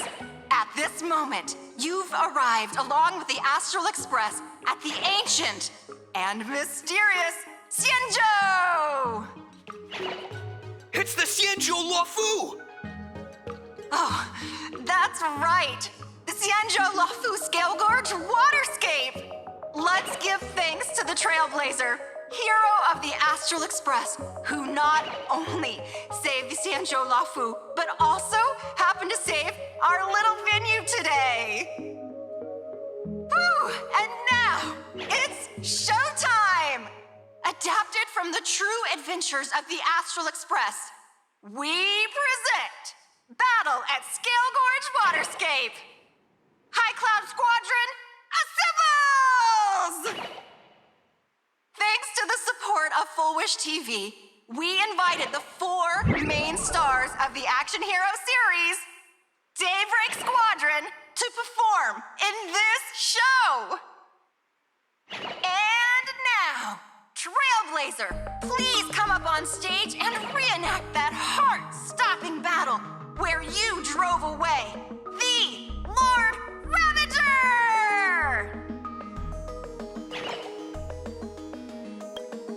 Ha! We meet again, the Nameless.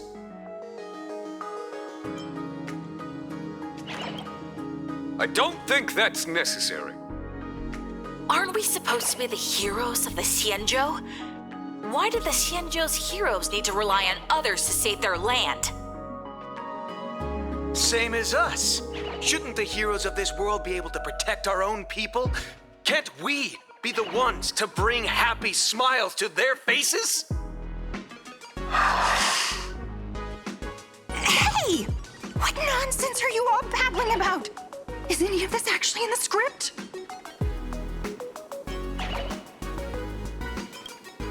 No, quite the opposite. Star Rail Fest is the perfect opportunity!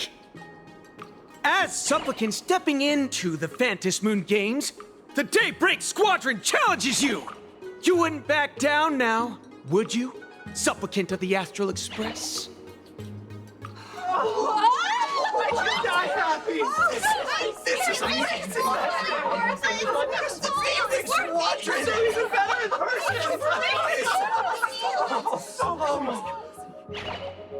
What? This is way too sudden. These people, something's not right about them. I feel like they're way too hyped up. Even characters in action comics don't talk like this. Yeah, in comics, a challenge like this is always a cover for some massive conspiracy. I've gotta fight alongside him. March, you need to have faith in his abilities. Rather than rushing into battle, what you should be doing now is getting in touch with your companions.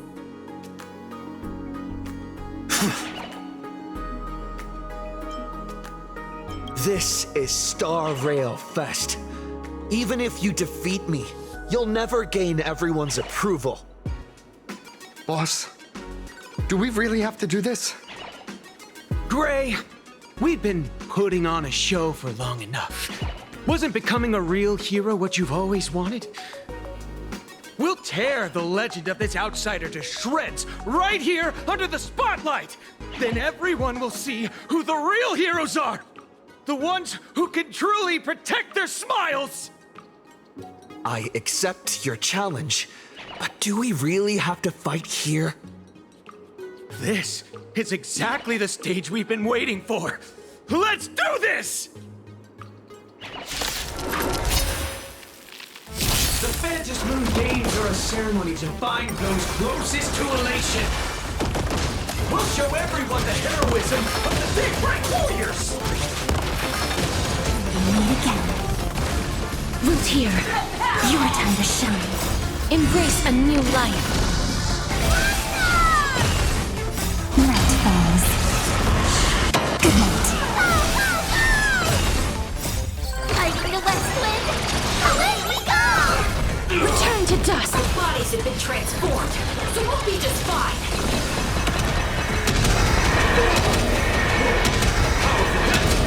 Come at me again!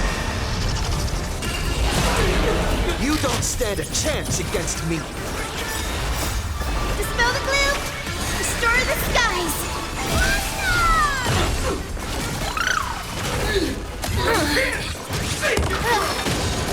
Superficial. Have some fun. Embrace a new life. Darkness with me.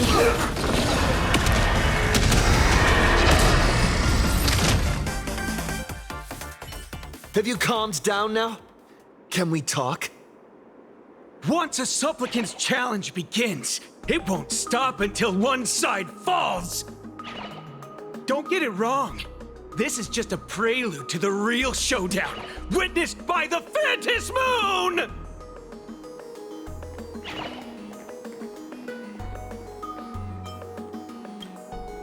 Just what exactly are they planning to do here at Star Rail Fest?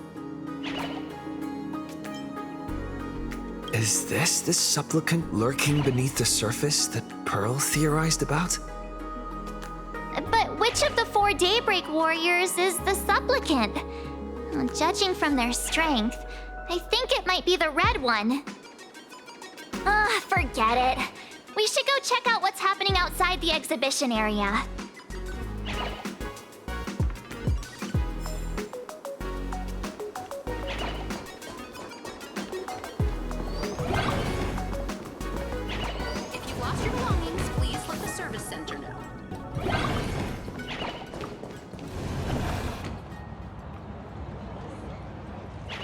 interrupting a show for no reason. But to be honest, I wasn't dying to watch that High Cloud Squadron Assembles play anyway. So, don't tell me this whole Xianzhou story is also something Blurry made up? Funny. Can't say I'm surprised at all. I wouldn't dare take credit for what I didn't do, since it was in fact General Jing Yuan and Dan Heng who teamed up to defeat Fantilia. As for the High Cloud Quintet, it's been over 700 years since those five made their mark. I know it may sound wild, but Xianzhou folks generally live really long lives. You've read the Fluffy comics, haven't you? Pretty sure they covered all that lore in there. Yeah, immortality. Some see it as a curse. But personally, I don't think the abundance is as terrifying as their reputation suggests. I almost forgot we're not in the Xianzhou anymore. Should be fine to talk openly about the abundance now, I guess. Yeah, that's not an issue. But the Xianzhou's attitude towards the abundance isn't totally baseless. We've clashed with the Borisin, fought against the Mara Struck. Just imagine if we hadn't won that battle against Fantilia back then. The universe would have ended up with an immortal, indestructible Lord Ravager. Actually, I think the abundance and elation make quite a good match. After all, only with infinite life can one pursue infinite joy. In my opinion, those who are alive have the right to choose death, but they also have the right to choose to live on. After all, there's always something out there that makes tomorrow worth waking up to. Wow. Getting all philosophical on me now. When this kid gets serious like that, I swear you can practically see the wrinkles forming. Since we're talking about waking up, shouldn't we head over to the Penacony exhibition area next? Huh. You want to keep exploring? We need to be a bit more careful now, don't you think? I mean, the Daybreak Squadron already came gunning for us.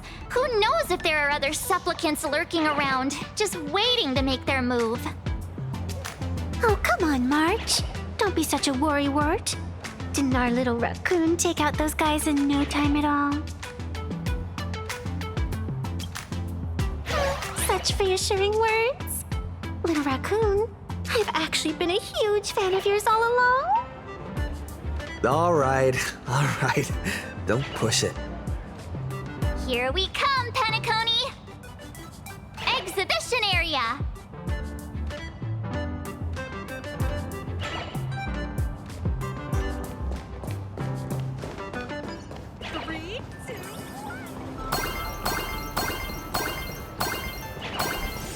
Welcome aboard the Fluffy!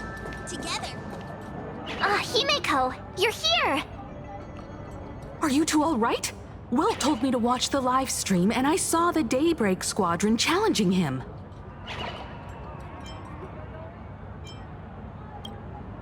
You did well. I bet their intention was to stir up their supporters' wish power through the challenge. If you had hurt them recklessly, it might have pushed many supporters straight into their arms. Oh, and you are? Oh, nice to see you again. Express Navigator, Miss Himeko. Pardon my poor memory, but have we met before? Of course. I've seen you in the news more than once. It's such an honor to meet you. This is Evanescia. I think she's a student from Graphia Academy. We ran into her at this expo, and she's a huge fan of both the Fluffy and the Express. Huh? So that girl you saw in the Phantasmoon courtyard, it was her? Wait a second. She made you a mask? So you're telling me Nessia isn't just a normal girl? Who exactly is she?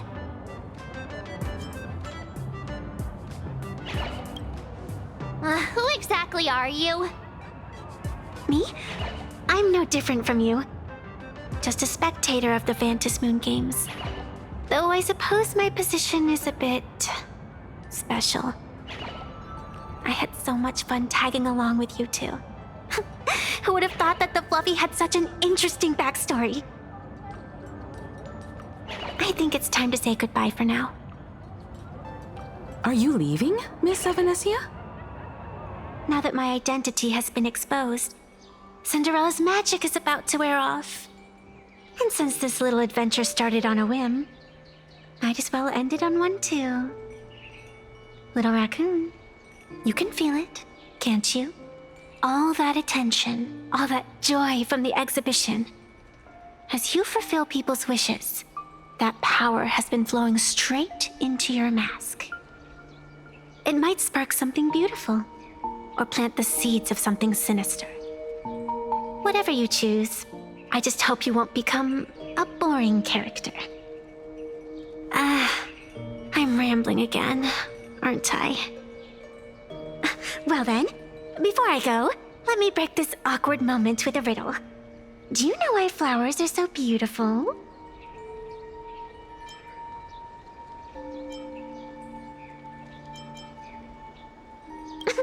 What's wrong? Can a pretty girl have her own special effects?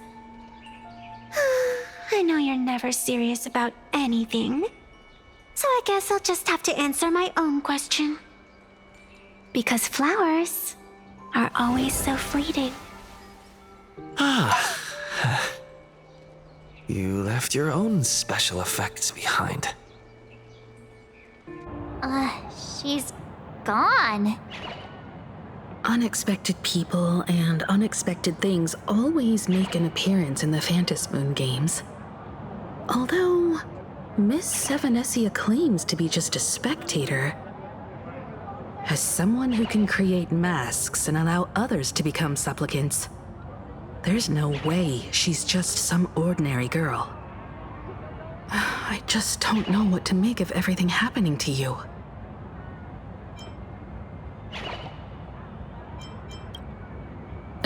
Sorry, I'm just being overprotective. All right, time for us to head out. Where to?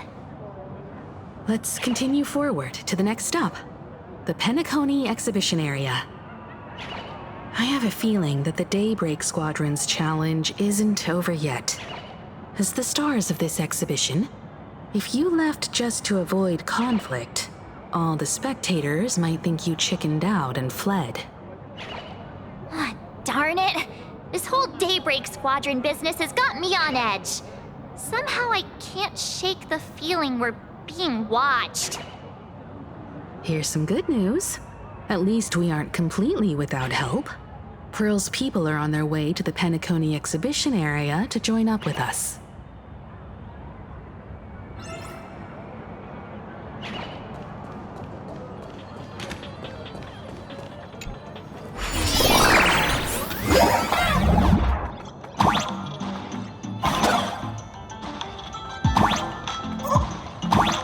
Welcome aboard, passengers! The Fluffy Shuttle Express is about to depart! Next stop, Penacony Exhibition Area!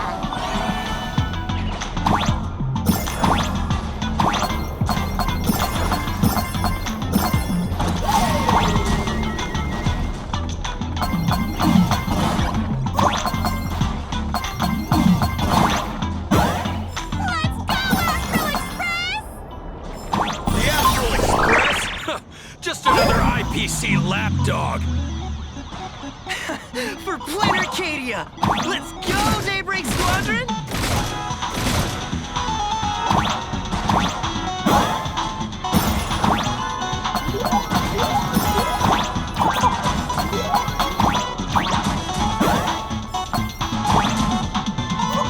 We're approaching the Penacony Exhibition Area. Please remain seated and hold on tight.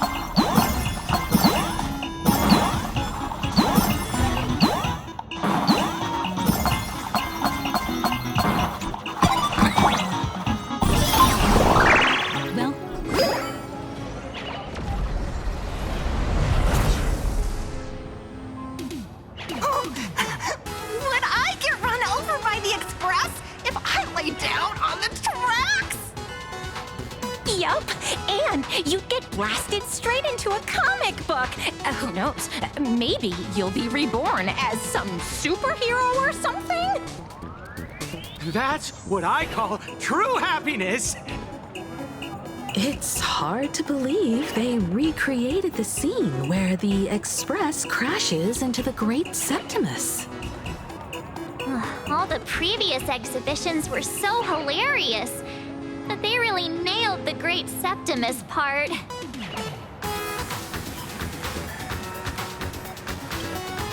That's just mean. So where's the person Pearl sent? Huh?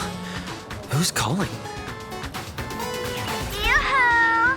How you doing, gray hair?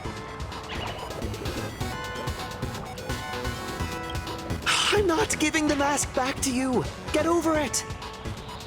I heard about your big fight with the superheroes, and since I actually respect you as a rival, I thought I'd give you a heads up.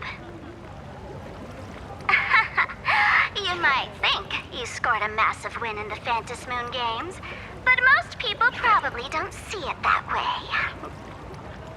Anyway, the news is on right now. Why don't you go check it out?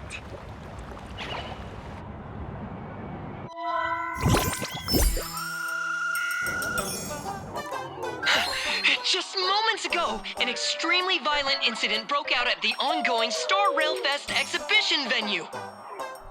The Astral Express supplicant Trailblazer brazenly launched a brutal attack on the beloved local heroes, the Daybreak Squadron. The scene descended into total chaos. Oh my! This is terrifying! Didn't this nameless just defeat Sparksy and save Graphia Academy? Was that victory still not enough? Could he, like the defeated Sparksy, now be a threat to everyone's safety? How chilling! In the video footage from the scene, the Trailblazer claimed his act was to demonstrate the so-called trailblazing spirit of the Astral Express to this world.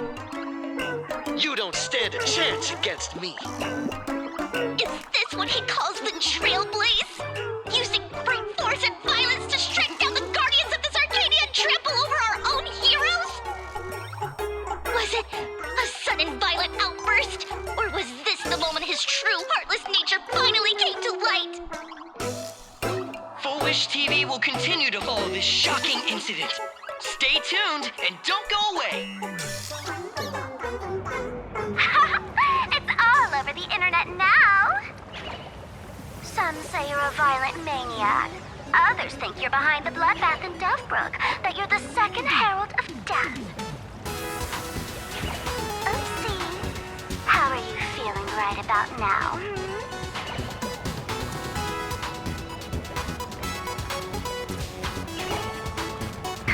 Of course, someone's definitely pulling strings behind the scenes and stirring up drama. As a top streamer in this field, Sparksicle can spot these tricks from a mile away. Oh, right. Didn't you also do a TV news interview?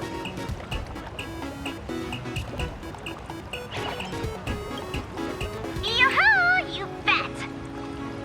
Here, let me send you the interview video. I won't go any further, but since you managed to defeat Miss Sparkle... No, I mean Miss Sparksy, I don't want to see you embarrass yourself in front of those clowns. Good luck. See you around. Hi! Trailblazer. Sorry to bother you. We're with Full Wish TV. It's our lucky day running into you here. Do you have a moment? Keep it brief. I've got plans later. First question. Seeing as Planarcadia was the starting point of the Express's new voyage, how would you describe your impressions of this place? Planarcadia. Everyone's chasing the latest trends, looking for fun. Interesting! Throughout the history of the Phantasmoon games, it's been extremely rare to have such a renowned cosmic figure as yourself participating. As the Astral Express's supplicant, what kind of changes do you hope to bring to this world in these games? Show everyone the strength of the Trailblaze to change this world. That's an impressive answer. Speaking of which, after joining the games, you immediately went to defeat Miss Sparksy, who represented the Masked Fools. What are your thoughts on potentially facing native supplicants in the future? The other native supplicants, way too dangerous. I'd rather defeat them through violence. Speaking of local supplicants, we've noticed that Star Rail Fest is Perlux Corp's way of rolling out the red carpet for the Express. There are rumors that the IPC is also sponsoring the Express. So, I have to ask, are you representing the Express or the IPC in these games?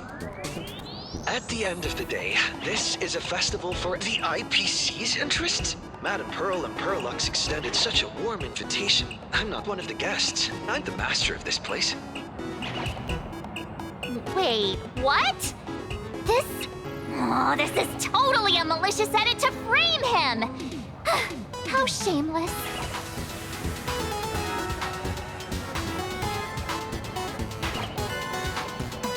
Over these 15 years, the nature of competition in the Phantom Moon games has evolved. The Daybreak Squadron's taunts were just smoke and mirrors. The real game is being played in the shadows, where our opponents have mastered the art of weaponizing public opinion. Come to think of it, it's only natural. After all, the true stars of the games were never the supplicants on stage, but rather the audience, whose gazes they command. Indeed. The audience is all fired up, waiting to see you work your magic, kid. But you know what? I bet what they really want to see, deep down, is the Daybreak Squadron taking the Astral Express down a peg or two. Oh, well. If it isn't the folks from the Astral Express. Fancy meeting you again. This storm online is several times more intense than the day you stopped SparksyCon. Miss Kuchiba, you've seen all this fake news too, right? Pearl assigned us to investigate the Sinwish Syndicate massacre.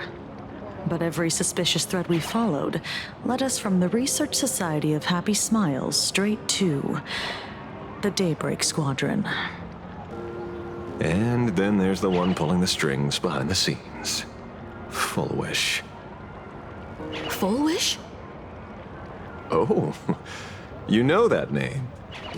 Now this is getting interesting. She was my junior at school. 15 years ago. She was also the only student who survived at Graphia Academy. The good news is, your junior is living better than anyone else. She owns TV stations, charity organizations, has a huge business empire, and wields both wealth and power. Oh, as for the bad news, she's probably plotting something for the Phantom Moon games. And I mean the worst kind of something. My gut tells me that the Sinwish Syndicate massacre, well, and that's probably on her tab too.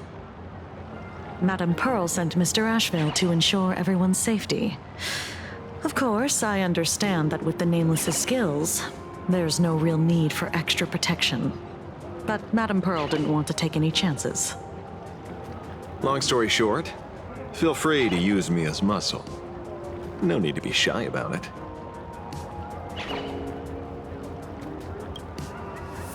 So, are we still heading to the top of Pom Pom Tower? We should keep moving forward. If my guess is right, the Daybreak Squadron will launch their second attack there. Forget about any fantasies of fairness and harmony. From this moment on, the Phantom Moon games could follow in the footsteps of what happened 15 years ago. Once this battle turns bloody, fear will seep through the screen and become some supplicant's wish power. See, that's the problem with modern society. Good news stays home, while bad news spreads like wildfire.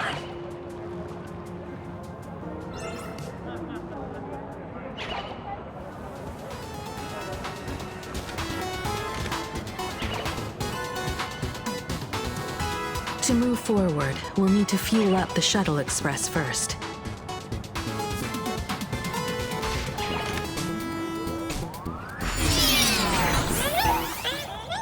Come on, let's fuel up the express.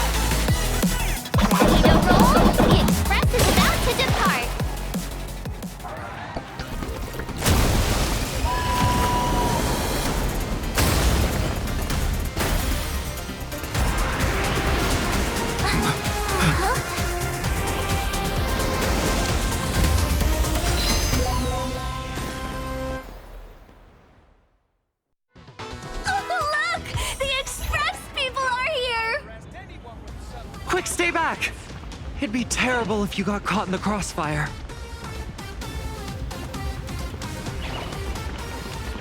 Astral Express! We've been waiting for you for quite a while.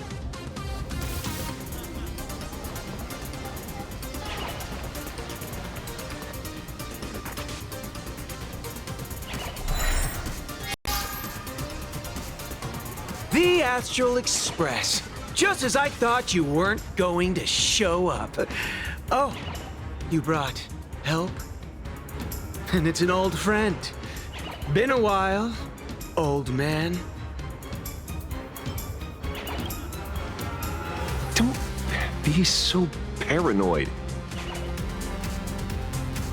People who have lived in Dovebrook share a special connection. Since you're treating me as an old friend, I don't want to act like some high and mighty adult telling you what you should and shouldn't do. I'll only tell you this. What you're doing right now has already crossed a dangerous line. Whatever orders Full Wish gave you, there's still time to turn back if you stop now. Wilhelm, Tiana, Lucius,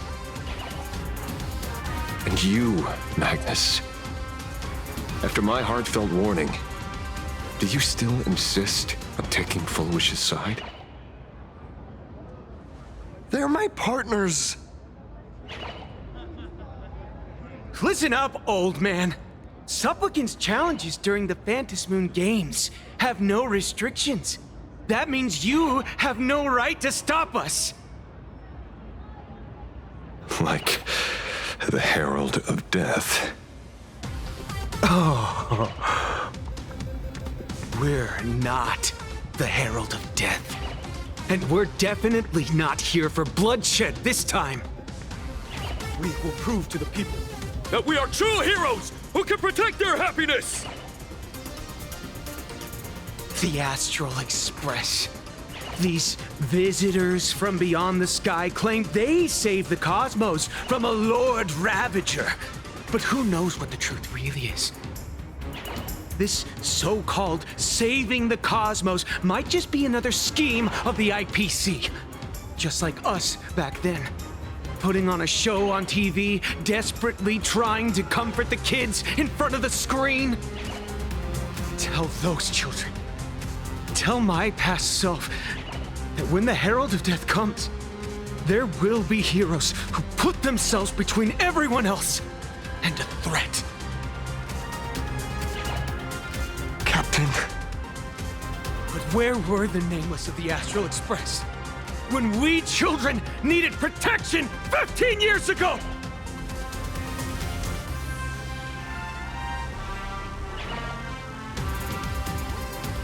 Gray, don't be fooled by these flashy, cosmic heroes. The Astral Express doesn't care about our happiness at all. They come and go like all tourists. No, they're even more heartless than tourists. Because they're here to trample on the elation ceremony and steal the Arcadian people's attention! They replaced our fantasies of heroes with their own image, all to satisfy their vanity called the Trailblazing Spirit. Tell me, have you ever, even for a moment, felt what it's like to tremble on blood-soaked ground at dusk?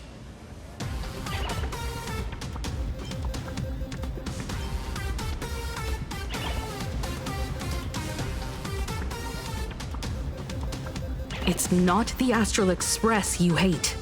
You're just hating yourself. That powerless child who couldn't protect everyone. But I want to tell you, being powerless was never your fault. The Astral Express is the GOAT! The Astral Express is #1 in the universe! Quit yapping! Tear them to shreds! Beat them to a pulp! I want a bloodbath! Daybreak Squadron! Beat these alien punks to the ground! Shut up! All of you, shut up! As a kid, it wasn't my fault that I was powerless. But we, the orphans of the blood-stained games, won't remain that way forever. We've undergone the happiness surgery transformation.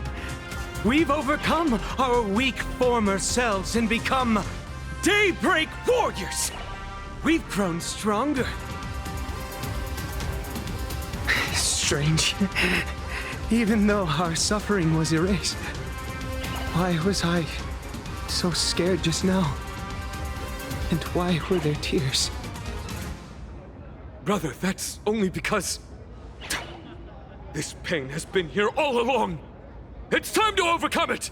It's time to use the power of happiness to defeat it once and for all! Well said. Then let's finish what needs to be done. Let's reclaim from these outsiders the image of heroes that the people of Ahatopia hold dear. What about you, Magnus? Sorry, Mr. Ashvale, but a hero never betrays his companions. We are the Daybreak Squadron, 4 warriors of one heart, united to protect the world. I won't let down my companions, or those who believe in us. We are the true heroes. Look at the statue of the conductor. It's just an empty shell. Even Perlux Corp, with countless resources at their disposal, can't breathe life into it. But we can. Let me prove it to you.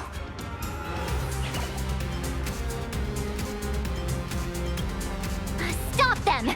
Don't let them drag the Astral Express's name through the mud! I shall provide the wish power to awaken it. I shall become its skeleton and allow it to stand! I shall turn into the fuel that drives it forward! I shall become the core that makes the engine sing the song of eternal joy! Happy! So happy! The Express is about to warp happily. Cleanup initiated. Eliminates. Everyone will be happy.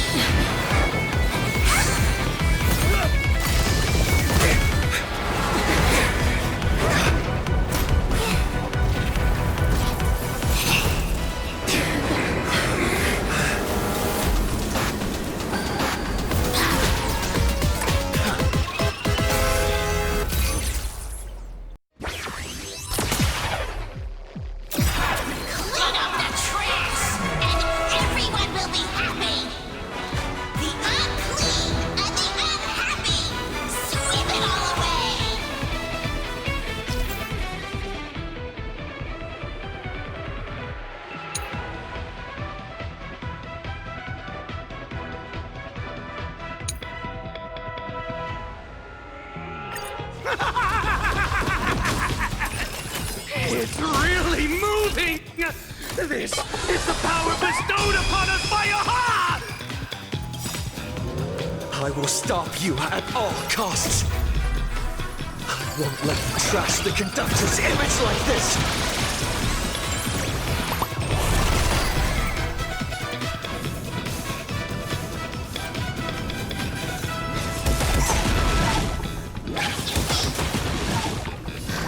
They completely lost themselves.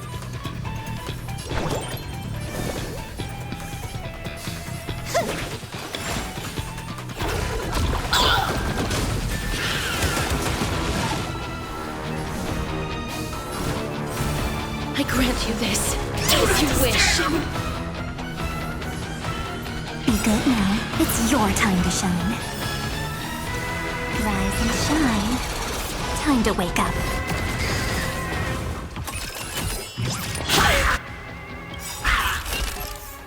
Don't worry.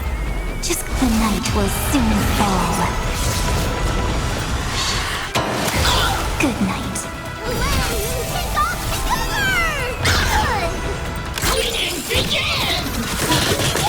Okay.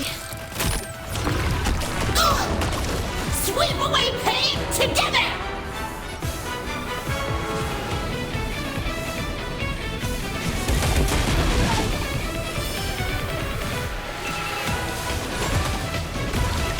Underestimating us will cost you huge news!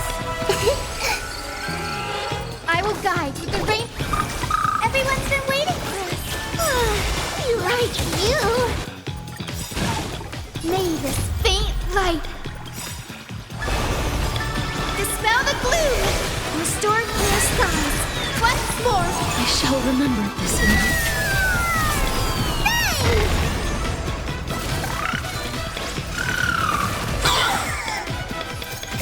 Embrace new life, Pollux.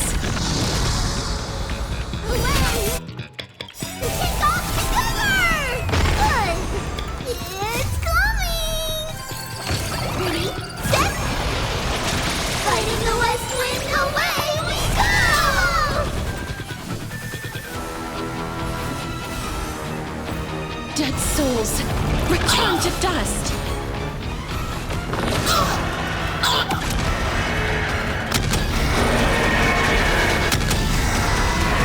Did you hear that?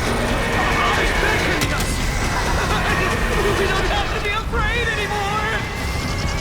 Let smile spread! The Astral Express is nothing but the IPC's lapdog! We've already dealt with one. Won't mind handling a few more. What did you say? Until we meet again, everyone. Make sure you have fun. Rise and shine. Time to wake up.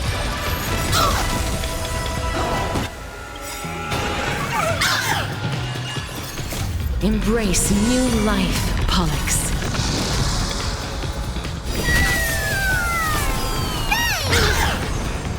Please cherish the time darkness follows me.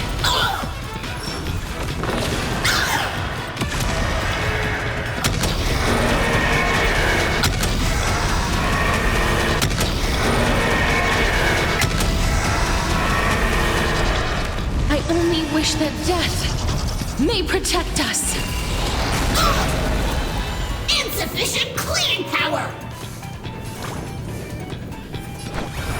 We do need some sunshine. I shall remember this warmth.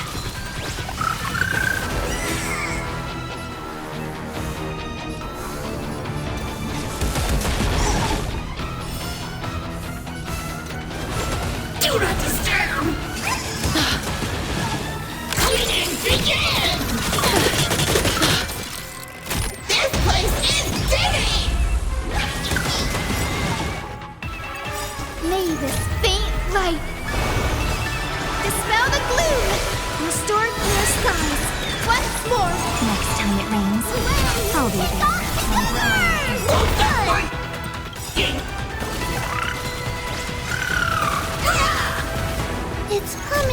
Ready, set! Fighting the west wind, away we go! The future will be bright. Everyone's been waiting for us. I shall remember this warmth.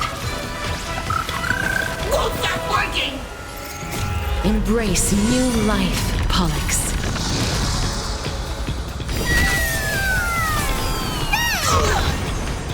Life is dead souls. Return to dust.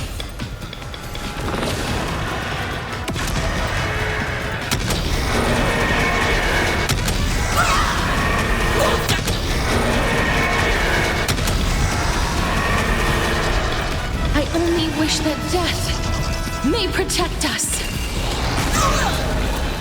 Watch my moves closely. Huge news! Go on, treat our guests nicely. Don't worry. Just close your eyes. The night will soon fall. Good night. Take off the cover! We promise to protect the Arcadia! Filth! Pain! So much! Eliminate pain! Everyone smile! Super powerful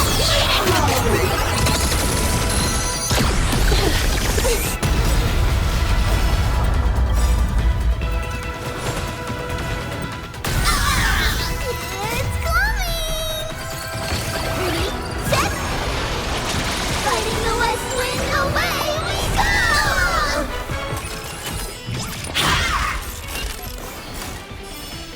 Rise and shine. Time to wake up.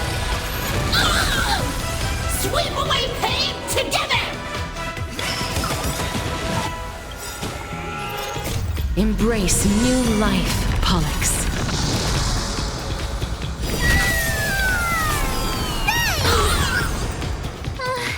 Surely that did the trick this time. Reboot! Self-repair! Must bring happiness!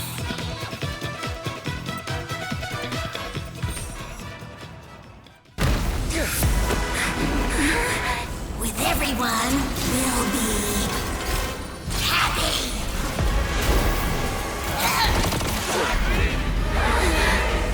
I offer my blood to consume this vendetta. I offer my heart to shoot down this injustice. I, lead hunter the Lancha, call upon you in the name of the Star Hunt Oath. O Skyboom, gaze upon this broken-legged wolf and steer my hunt toward victory! So happy! Now arriving at Terminal Station, land of sneering gods. Welcome back into the gods' embrace! Shh. Quiet now. It's time for bed.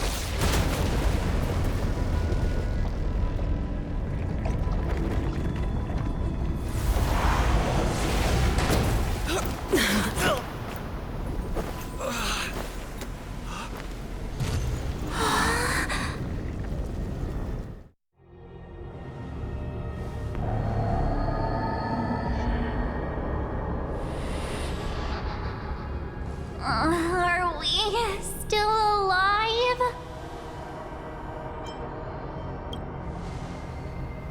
Oh, hey, don't say things like that. I remember the out-of-control express taking us down and through an abandoned tunnel. Theoretically speaking, this should be a station deep underground. But what's with all these ruined buildings? And that weird space in the distance? Is this really an underground station? A place this big exists beneath Planarcadia? Perhaps we're no longer in reality. We may have landed somewhere within the world in canvas for unknown reasons. Then, can we still make it back? We need to find everyone and get out of here as soon as possible.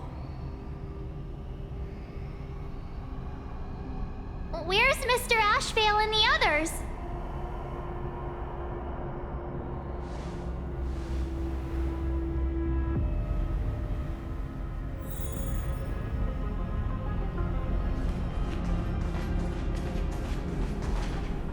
We've been reborn.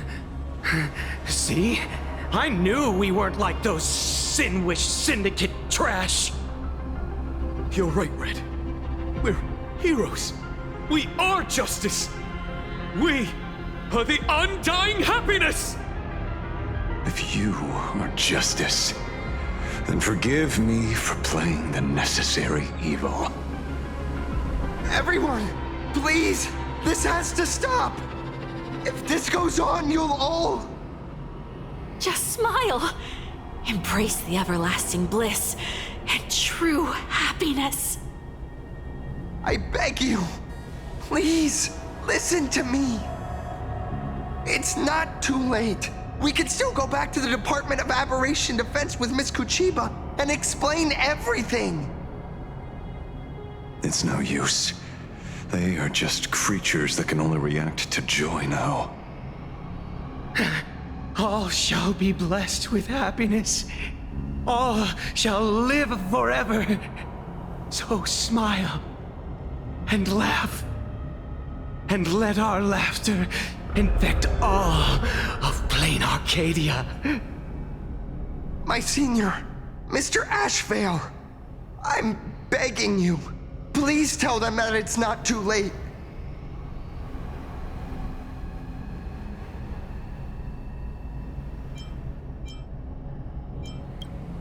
Move aside, Magnus. Please, just give me another minute. You know they're good people. It's best if you just move aside. A true hero never abandons his friends. If I try to kill them now, will you stop me? Or will you turn a blind eye? I get where you're coming from, but they've made their choices and so have I. After all, are they really better off like this?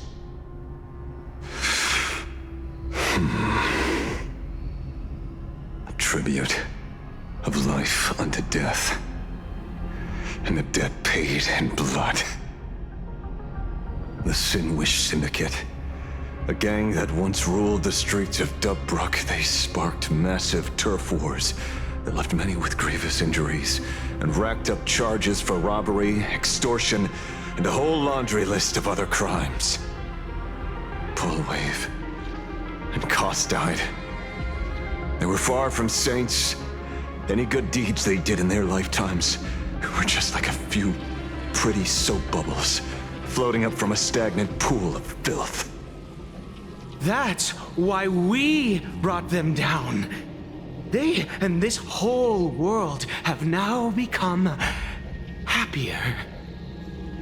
Yes, they may have had sins to atone for, but that doesn't justify your murdering them as if they were just toys. Thank you for your aid. I am the Blaze Weaver Warrior, captain of the Daybreak Squadron! May I... Hey, where are you going? Play? We're not playing. Everyone's just laughing along happily. Mr. Detective, do you know about the Galaxy Rangers? I heard they are a group of righteous heroes roaming the universe. In that sense, are we the city's rangers? Ah! Mr. Ashville! Could you do us a favor?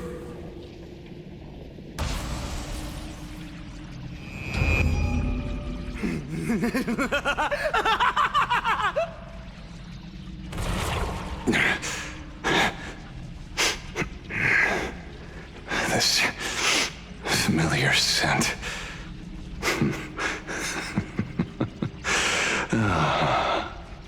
I see.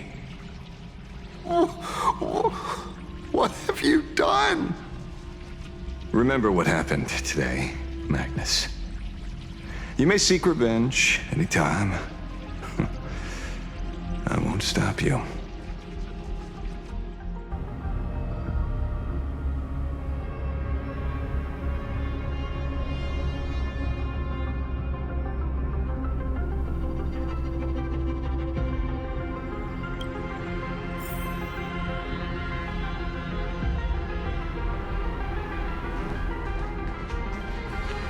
And so concludes the new Herald of Death case. But without evidence or testimony, how am I going to write the closing statement for this report? No one but Ashvale will ever know. But I choose to believe him. His shadow only bears its fangs at those drenched in sin. I don't know how he came upon such power, but it did help the Department of Aberration Defense crack several hard cases.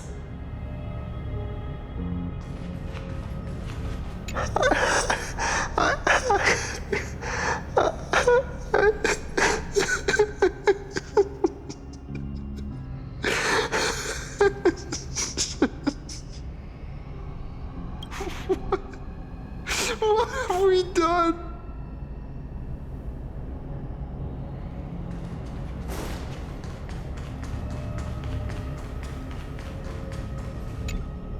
Glad to see that you're all made of tough stuff. I was just fretting over failing my chaperone duties. Lancha, leader of the Galaxy Rangers. I've heard about you, but only in legends past. Then you're well informed, Nameless. I'd expected the name to be long forgotten by now. So much for turning over a new leaf.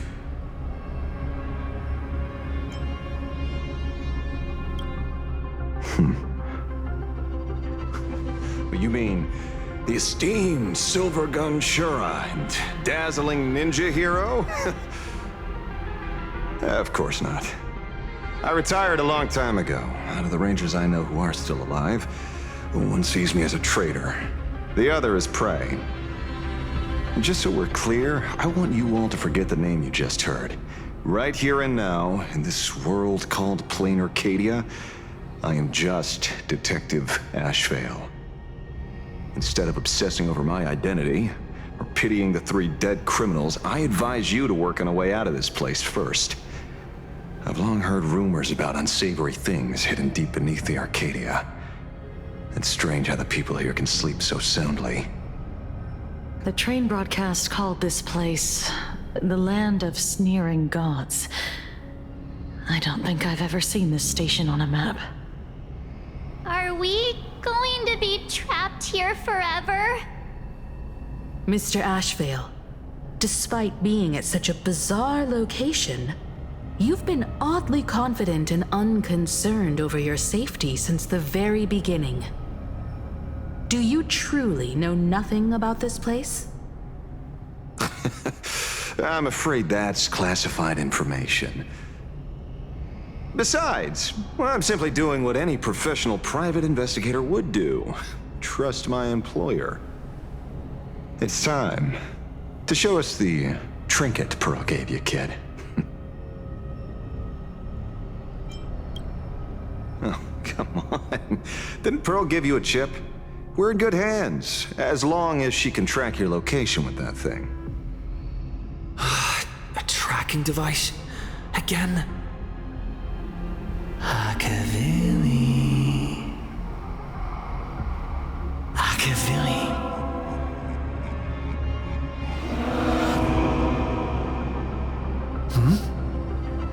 Come this way. Come slowly. Yes, at the end of this path. Come. I beckon you. There's someone calling for me from someplace deeper.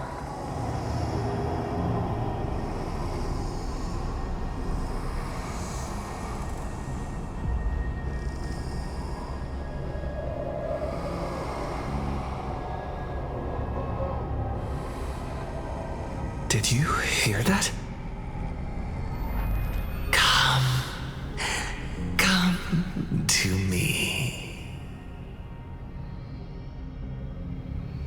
Where did everyone go?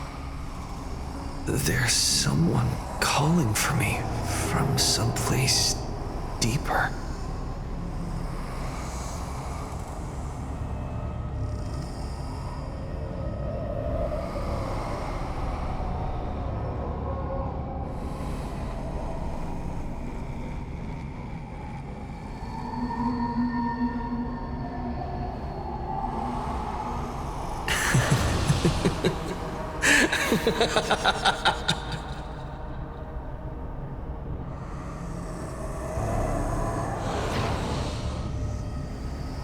Over here. Keep going forward. Come. Come here. This way. I'll give you. Come. Embrace this wondrous world. Come to my side. You want to go further, deeper. Become one with me. The joy, the positive feedback, sweet synaptic flickers on your cortex. Gentle. Wonderful. Listen, it's breathing. Slumbering, whimpering, and grinning. Warm, gentle, warm, gentle, warm, and gentle. I am you, and you are me. Come. Embrace this primordial joy. Life in exchange for a boarding pass on the express toward the end. Become one with me. Become a part of me. Become mine.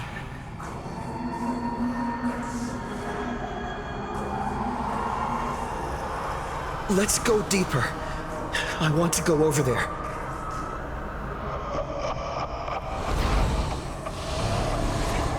Come. Come. Come. Come. Just like that. Step forward.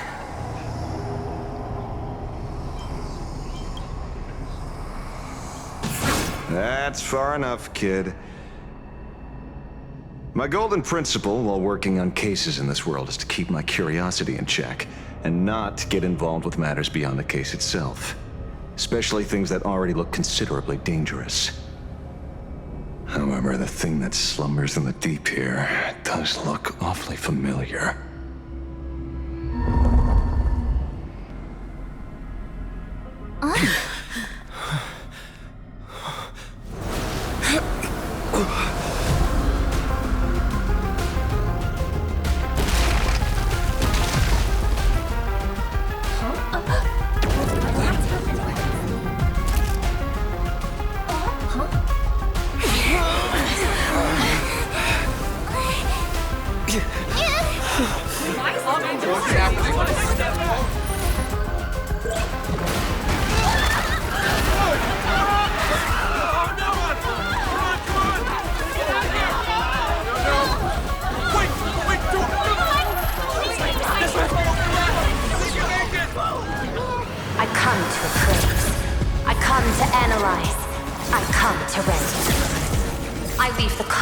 Into brocade, breathe soul into painted stones. Let the jewels of heaven rise as they will. All for the Amber Lord.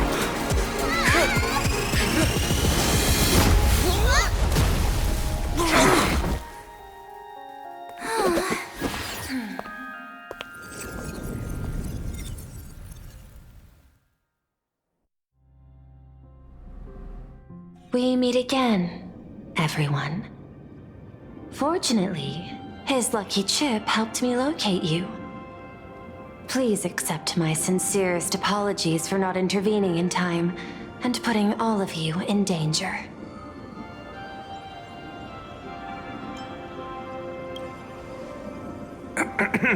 Actually, she put one in my pocket too, but I auctioned it online as a souvenir.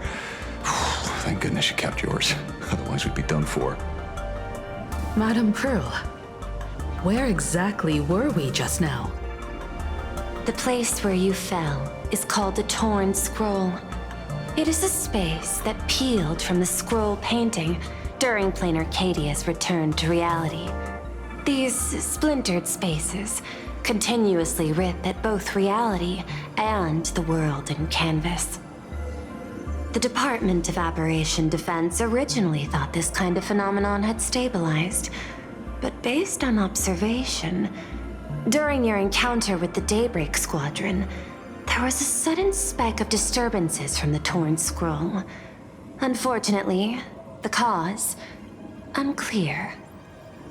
Therefore, I had to use the power of the Cornerstone to analyze the space, then mend the fissure with Imagenesis in order to bring you out. The Department of Aberration Defense has initiated emergency protocols to reassure the public and handle the aftermath. However, I wasn't able to directly observe your situation after you'd fallen into the Torn Scroll. Would you be so kind as to share what happened there? We can close the new Herald of Death case. My shadow has devoured the guilty three and tasted their sins.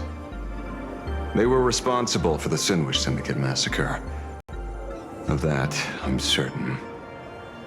Was Full Wish the mastermind? I couldn't find any solid proof of it, but it hardly matters now that the culprits have been executed. Worry not.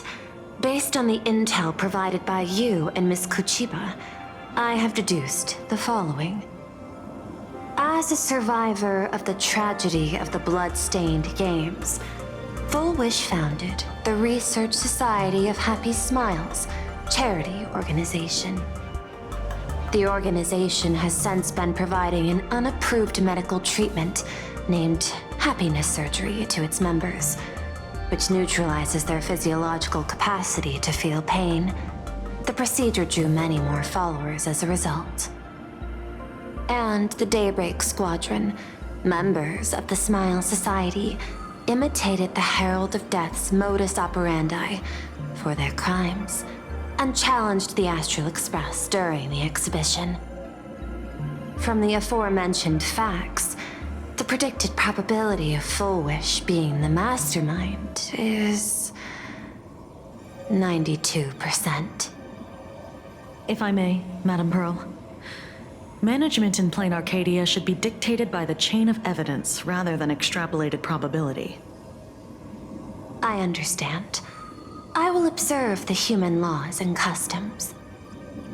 In any case, we have achieved our goal through Star Rail Fest, luring the supplicant with ill intent out of hiding.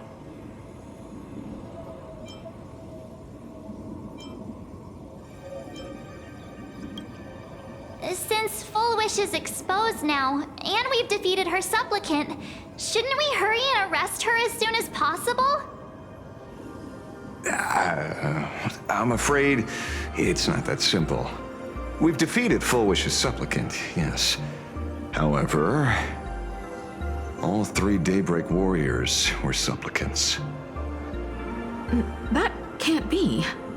The supplicant should be the only one who wore the mask and participated in the games with the Phantas Moon's blessing. Those devoured by my shadow can no longer lie nor deceive.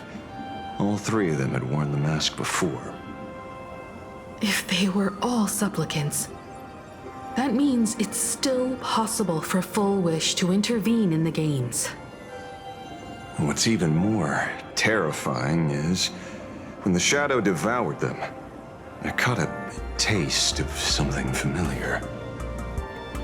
It was the taste of abundance that I'd once devoured as a Galaxy Ranger. What?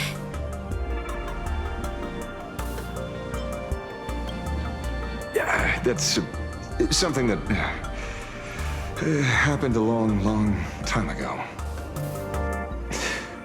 Living in seclusion dulls one's senses. I should have realized it earlier. Darn it. There is no point in beating yourself up over it. Therefore, the conclusion must be corrected. The Research Society's happiness surgery is a medical technology related to the abundance, and not simply about relieving pain. Assessing the risk involved in this procedure... unable to extrapolate. General Yao Guang told us that she foresaw a great calamity upon Planarcadia. According to her divinations, Blade, the Stellaron hunter, could be its catalyst. So that's why she asked me for the authority to extradite Blade. Regardless, none of us had anticipated this. Planarcadia's calamity had already taken root, long before the arrival of the Stellaron hunter.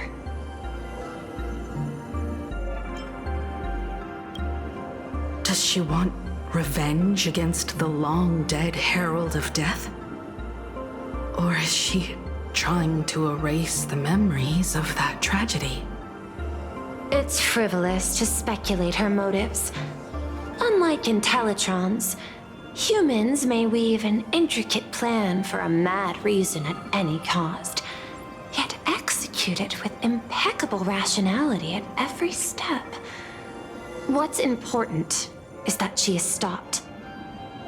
Thank you for your surprise intel, Mr. Ashvale.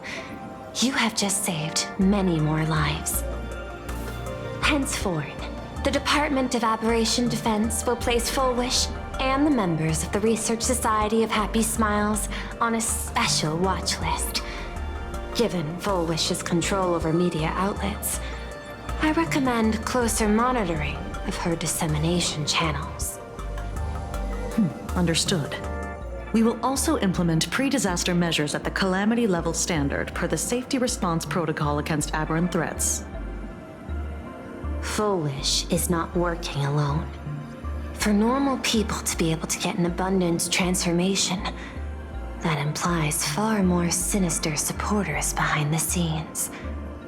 These are enemies not to be easily contended with. Therefore, as the administrator, I beseech you all, please, lend your aid and help Planarcadia through this crisis. This has escalated beyond mere rivalry for the Ionic game. Fullwish's conspiracy has crossed the line. This situation's 100 times more dire than the Herald of Death incident 15 years ago.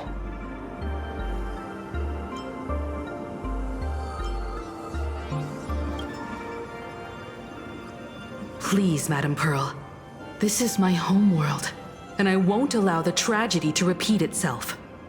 Besides, there may be an even greater conspiracy behind all this.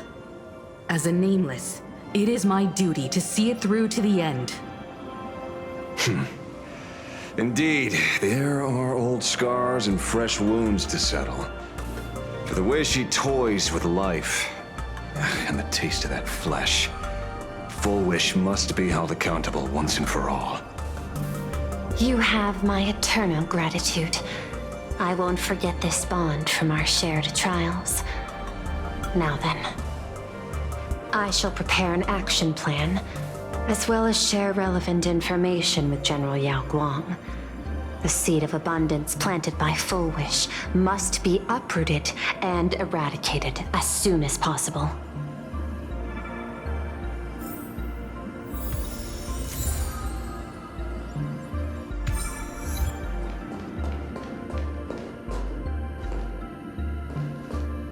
Fullwish's partner. Perhaps someone far more dangerous has already set their sights on this round of the Phantasmoon games. Oh no. They are definitely up to no good.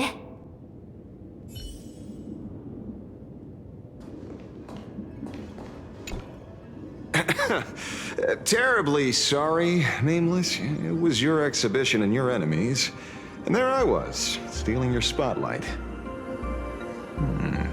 Curious. I wonder how much wish power my appearance this time accumulates for the mask.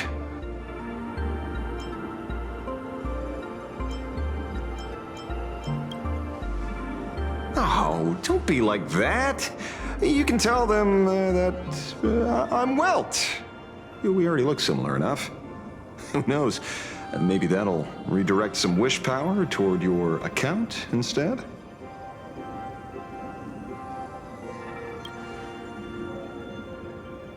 We fought side by side in the past, and, well, I know a few faces. But, as they say, the honeymoon phase never lasts. I heard some of theirs were still looking for me before I went into my last cryosleep. I'm counting on you to keep this a secret.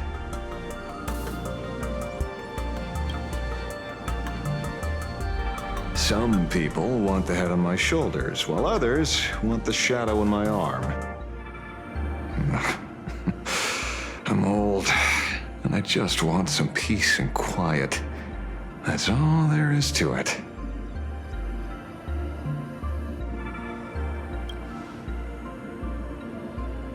What? Itching to get rid of me already? Well, you're not that hasty, are you?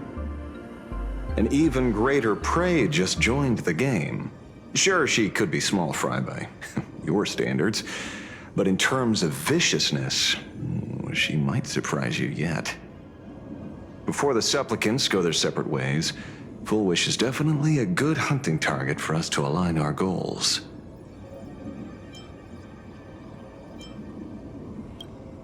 Such confidence. Can't help but smile at that. And for some reason, you really remind me of a young man named Tiernan. You nameless bunch just love jumping headfirst into fire pits, don't you?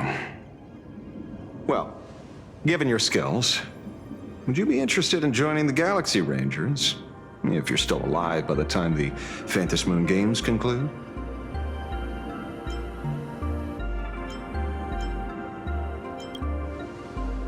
Good answer. I apologize for my presumptuousness. After all, becoming a ranger comes with loss, suffering, and vengeance. In that case, I will take back my words. Young Nameless, may you never have to tread the path of a ranger.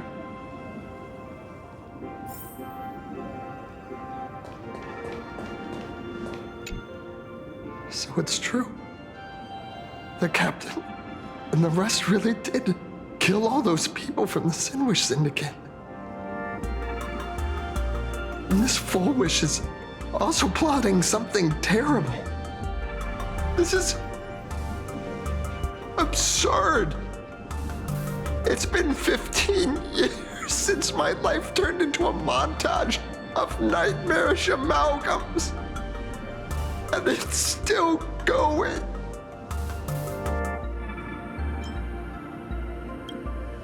Thank you. Mr. Ashvale is right. This is not the same as playing the hero on a stage. In the end, I'm just an actor.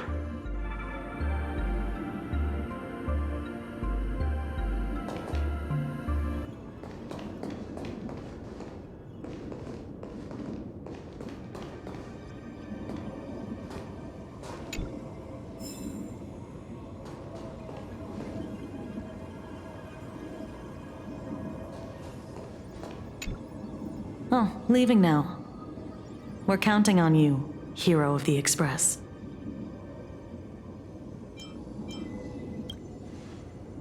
Because it's just another Phantom Moon Games for me. Check the records in the Ministry, and you'll see. Save the mythological times, they always end up in a huge mess, without fail. Maybe that's precisely why AHA designed it this way, so they can watch humanity stumble over arbitrary obstacles we impose on ourselves and others. Otherwise, they'd probably die from the boredom of an orderly universe.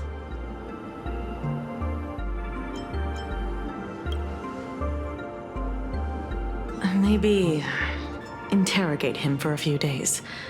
Get a strong light, render him unable to eat or sleep well, and he will probably spill everything he knows about the Smile Society. And once we've picked his brain, we'll let him go. It's almost time. I should get back to work too.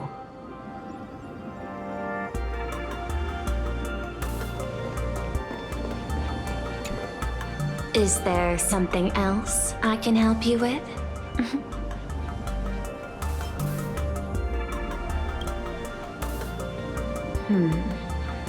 I had put them on a temporary watch list before, due to significant decreases in crime rates in certain regions.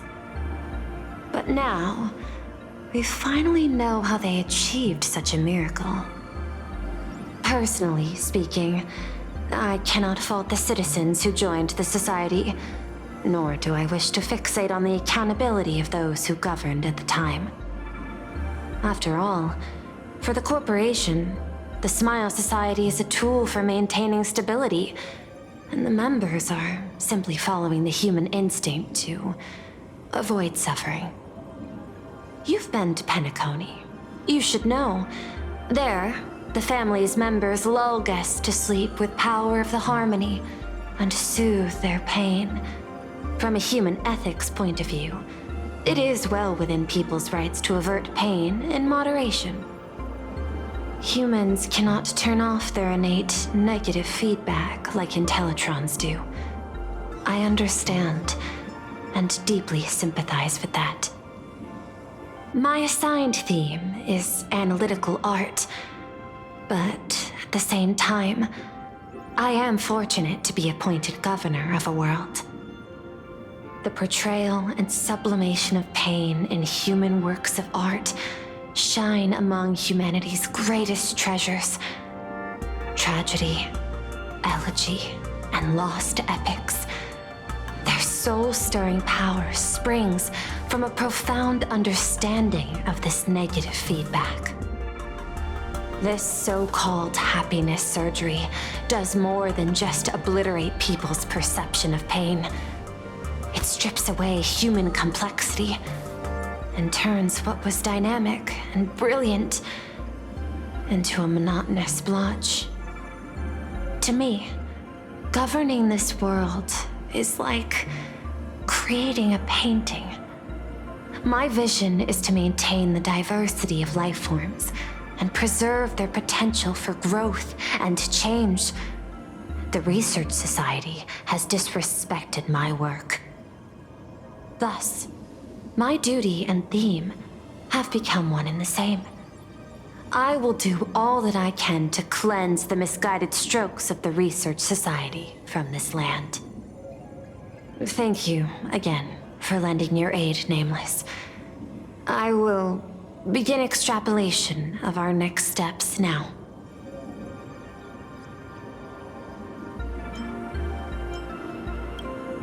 Please, be my guest. I hope you all get some proper rest before moving out again.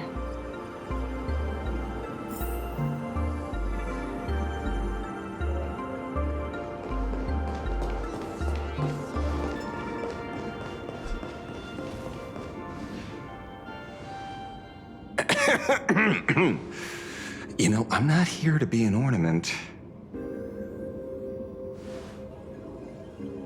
Assessment.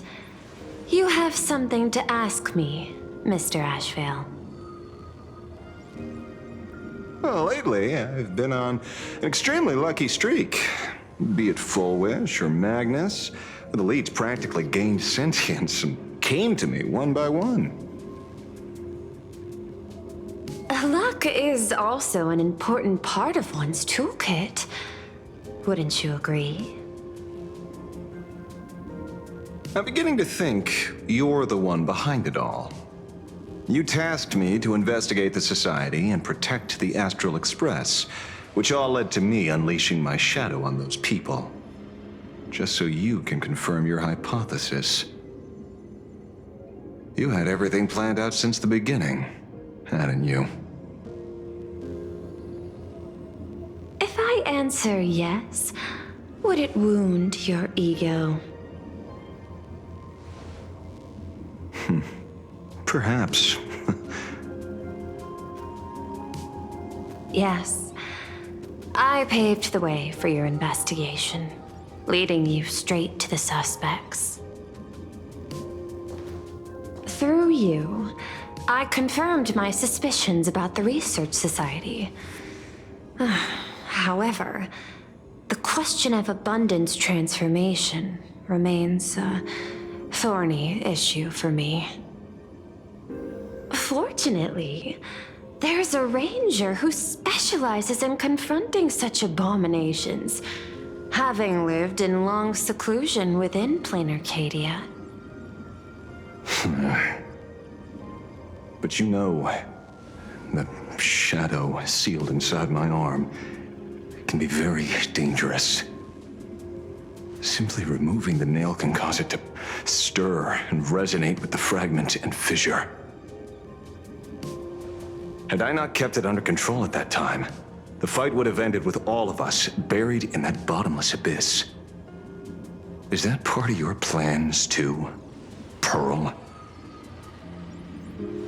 Humans fear the worst, but to the Intellitrons, such fears are merely irrational deterrents. Wasn't the mask of elation I gave you enough to pin down the shadow? That gift you found through the guidance of the Express Navigator, Star Seer, I see. That very shadow that devoured the Swarm and Lord Ravager Zulo 10 amber eras ago. That very shadow that devoured Shuhu, the Emanator of Abundance, hundreds of years ago. You won the bet. You sure know a lot about this. Please, allow me to correct you. My ethical parameters prohibit engagement in probabilistic gambits. Accordingly, I operate by acquiring sufficient information to ensure zero margin for error. Then again, you are the species that brought art into existence as a form of expression. That seed of creation exists even in the most ignorant of humans' minds. And for that, I love and admire you. Whether you believe it or not, I will honor our initial agreement, Mr. Lancha. At the moment of victory in the Phantasmoon Games, I will free you from all sufferings and fulfill your wish. To let a Galaxy Ranger die peacefully in his bed.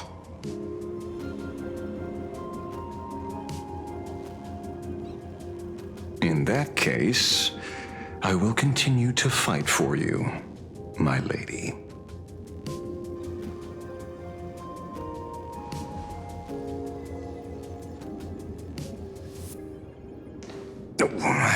Right. You mentioned several times wanting to replicate the works of Graphia. I don't know much about art. But I was considering that, despite the lack of artistic quality in your strokes when sealing those fissures today, to the people of this world, your creation is just as important as the works of Graphia. Not a single innocent soul was lost on this day because of your protection. Looking back to the ancestral painter of the Cinderth Age, do you truly think she cared about the artistic value of each stroke when she created world and canvas?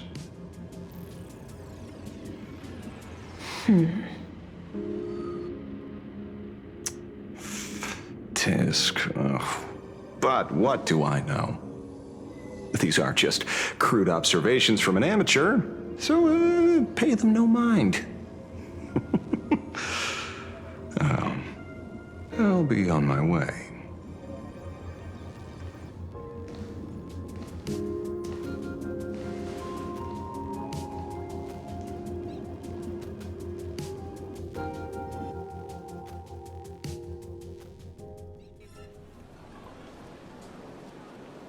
We meet again, Ashen Detective. It's hard to believe that I came back for you, especially after learning that you wanted to sell me out to Pearl. I gotta thank nature's gift. The 6.1 billion credits reward has appeared again. Fortunately, I bypassed you and struck a deal with that Intellitron instead. Regrettably, my current bounty stands at 0. Do you always turn your customers over to the police? How impressively short-sighted. No wonder your clientele is so small. Speaking of short-sightedness, no one rivals the Stellaron hunters, aka Destiny's slaves, isn't it? You are all fated to march toward the finality, and nothing can stop you. On the contrary, there are many paths for us, as long as that person can see. In other words, he can't see the trajectory of your destiny in this world during this mission?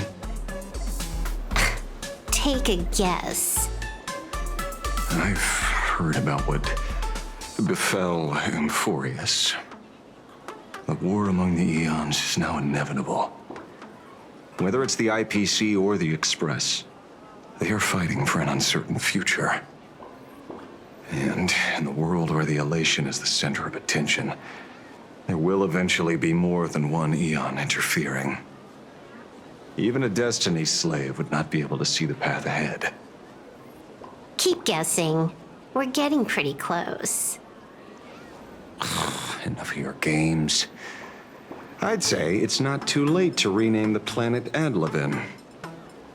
It's still too early to despair, old man. I came prepared, but I could use a helping hand. 30 million credits. Pay or die. Come on, give your friend a discount, will ya? Say 0 credits? I ain't your friend. I meant him.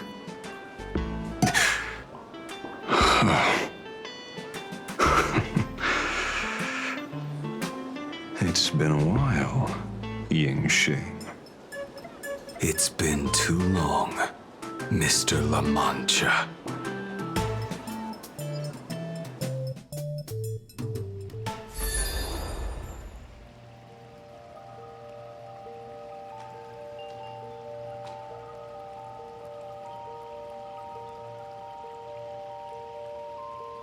I knew it. There must be an explanation for the unusual fate of this world. Though I lost sight of the sparrow, I discovered a mysterious tree. I finally found the heart of the Phantasmoon games, thanks to this little birdie. Mr. Sunday, do you sense me? There's no reaction from the bird. What's wrong with it? Hello? Is anyone there? Can I get somebody here? No one's here. No one.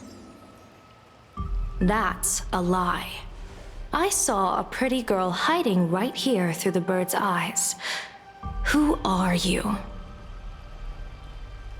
That's none of your business. None of your business. If that's how it's going to be, then I'm done playing nice here. If my eyes weren't playing tricks on me, the ancient tree here must be the ambrosial arbor of abundance, Yes? Little girl, are you going to keep playing hide and seek, or will you come out and have a proper conversation with me?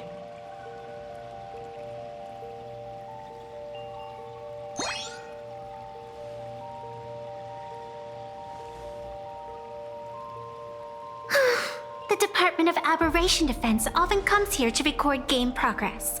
And now my movements have been exposed to complete outsiders. I suppose it's time to leave. You sound unpleasant to talk to, but since you have eyes keen enough to tell what I am at a glance, I'll have a short chat with you. I will answer 3 questions, so ask away. Once you have your answers, I'm going to show you the door.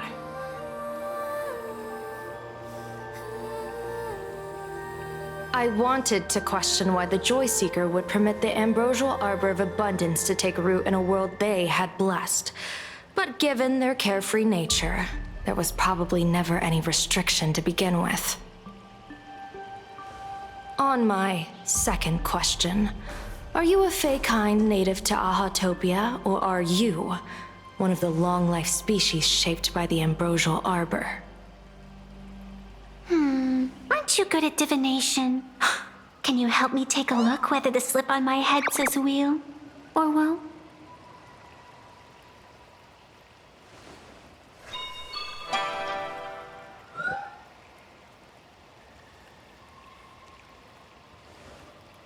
There's nothing on your head except your ears. And that itself is the answer. I am the arbitrator who determines the outcome of the Phantasm Moon Games. I am the raging waves of joy and the living pulse of this world. Diviner of the Xianzhou, the weal and woe you behold are but a single petal fallen from my hand. It blooms with the morning and withers by evening, reducing to dust in a fleeting moment. My true form is the Panarch Elwood, the embodiment of instant and eternity.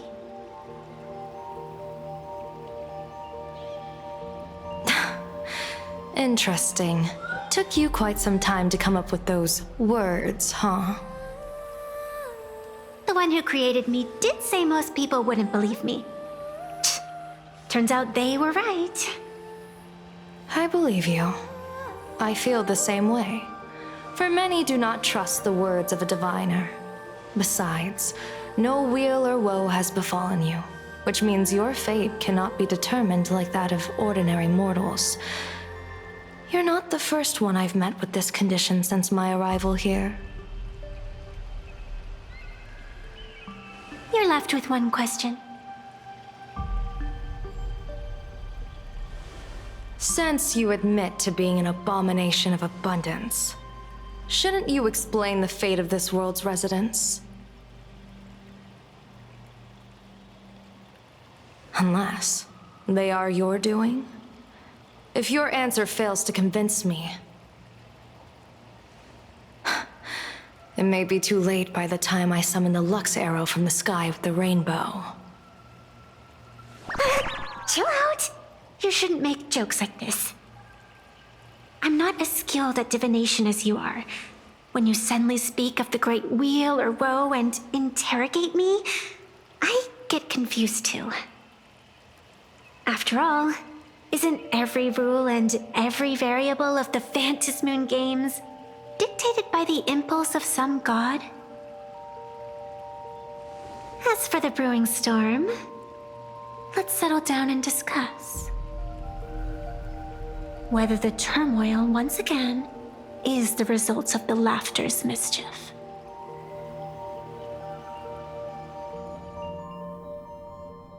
This entire day has felt unreal. We had situations lined up one after another, and a growing crisis on our hands. The Research Society is insane to meddle with the power of abundance. There's no telling how many have already undergone the happiness surgery. Full Wish witnessed the tragedy caused by the Herald of Death 15 years ago. And now, she herself has assumed that dreadful mantle. We have to relay this information to Dan Heng, Sunday, and General Yao Guang as soon as possible. Full Wish is definitely aware of the enemies she's facing. That is why we must win an audience with Aha. At the very least, we need to stop Full Wish from winning the game. Yeah. The thought of the Research Society of Happy Smiles going through with their plan gives me the chills. It's been a long day, and all of you must be very tired. Take this chance to get some proper rest. I'll go meet Weld back on the Express. March? What about you? The best way to recharge is to waste time. So, I'm staying outside for some fresh air. Sounds good. I was thinking of heading to the streets for a walk.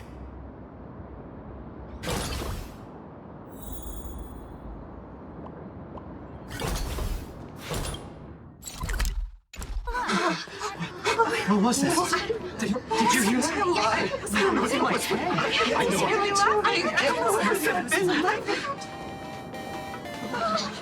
Wait a minute. This can't be!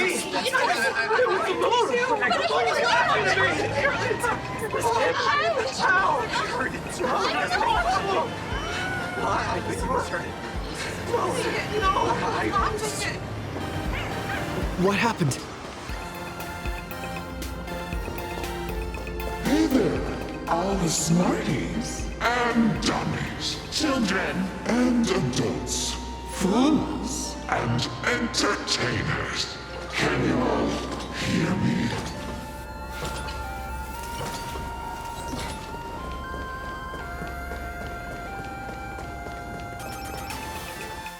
Now that everyone has made their appearance, no need to keep further secrets what you can as a spark must grow into wildfire as an extra one of these fantasy games shall receive all of my authority more than a thin minute to become the true permanent demon of elation. As such, it's time to revel in unabated joy.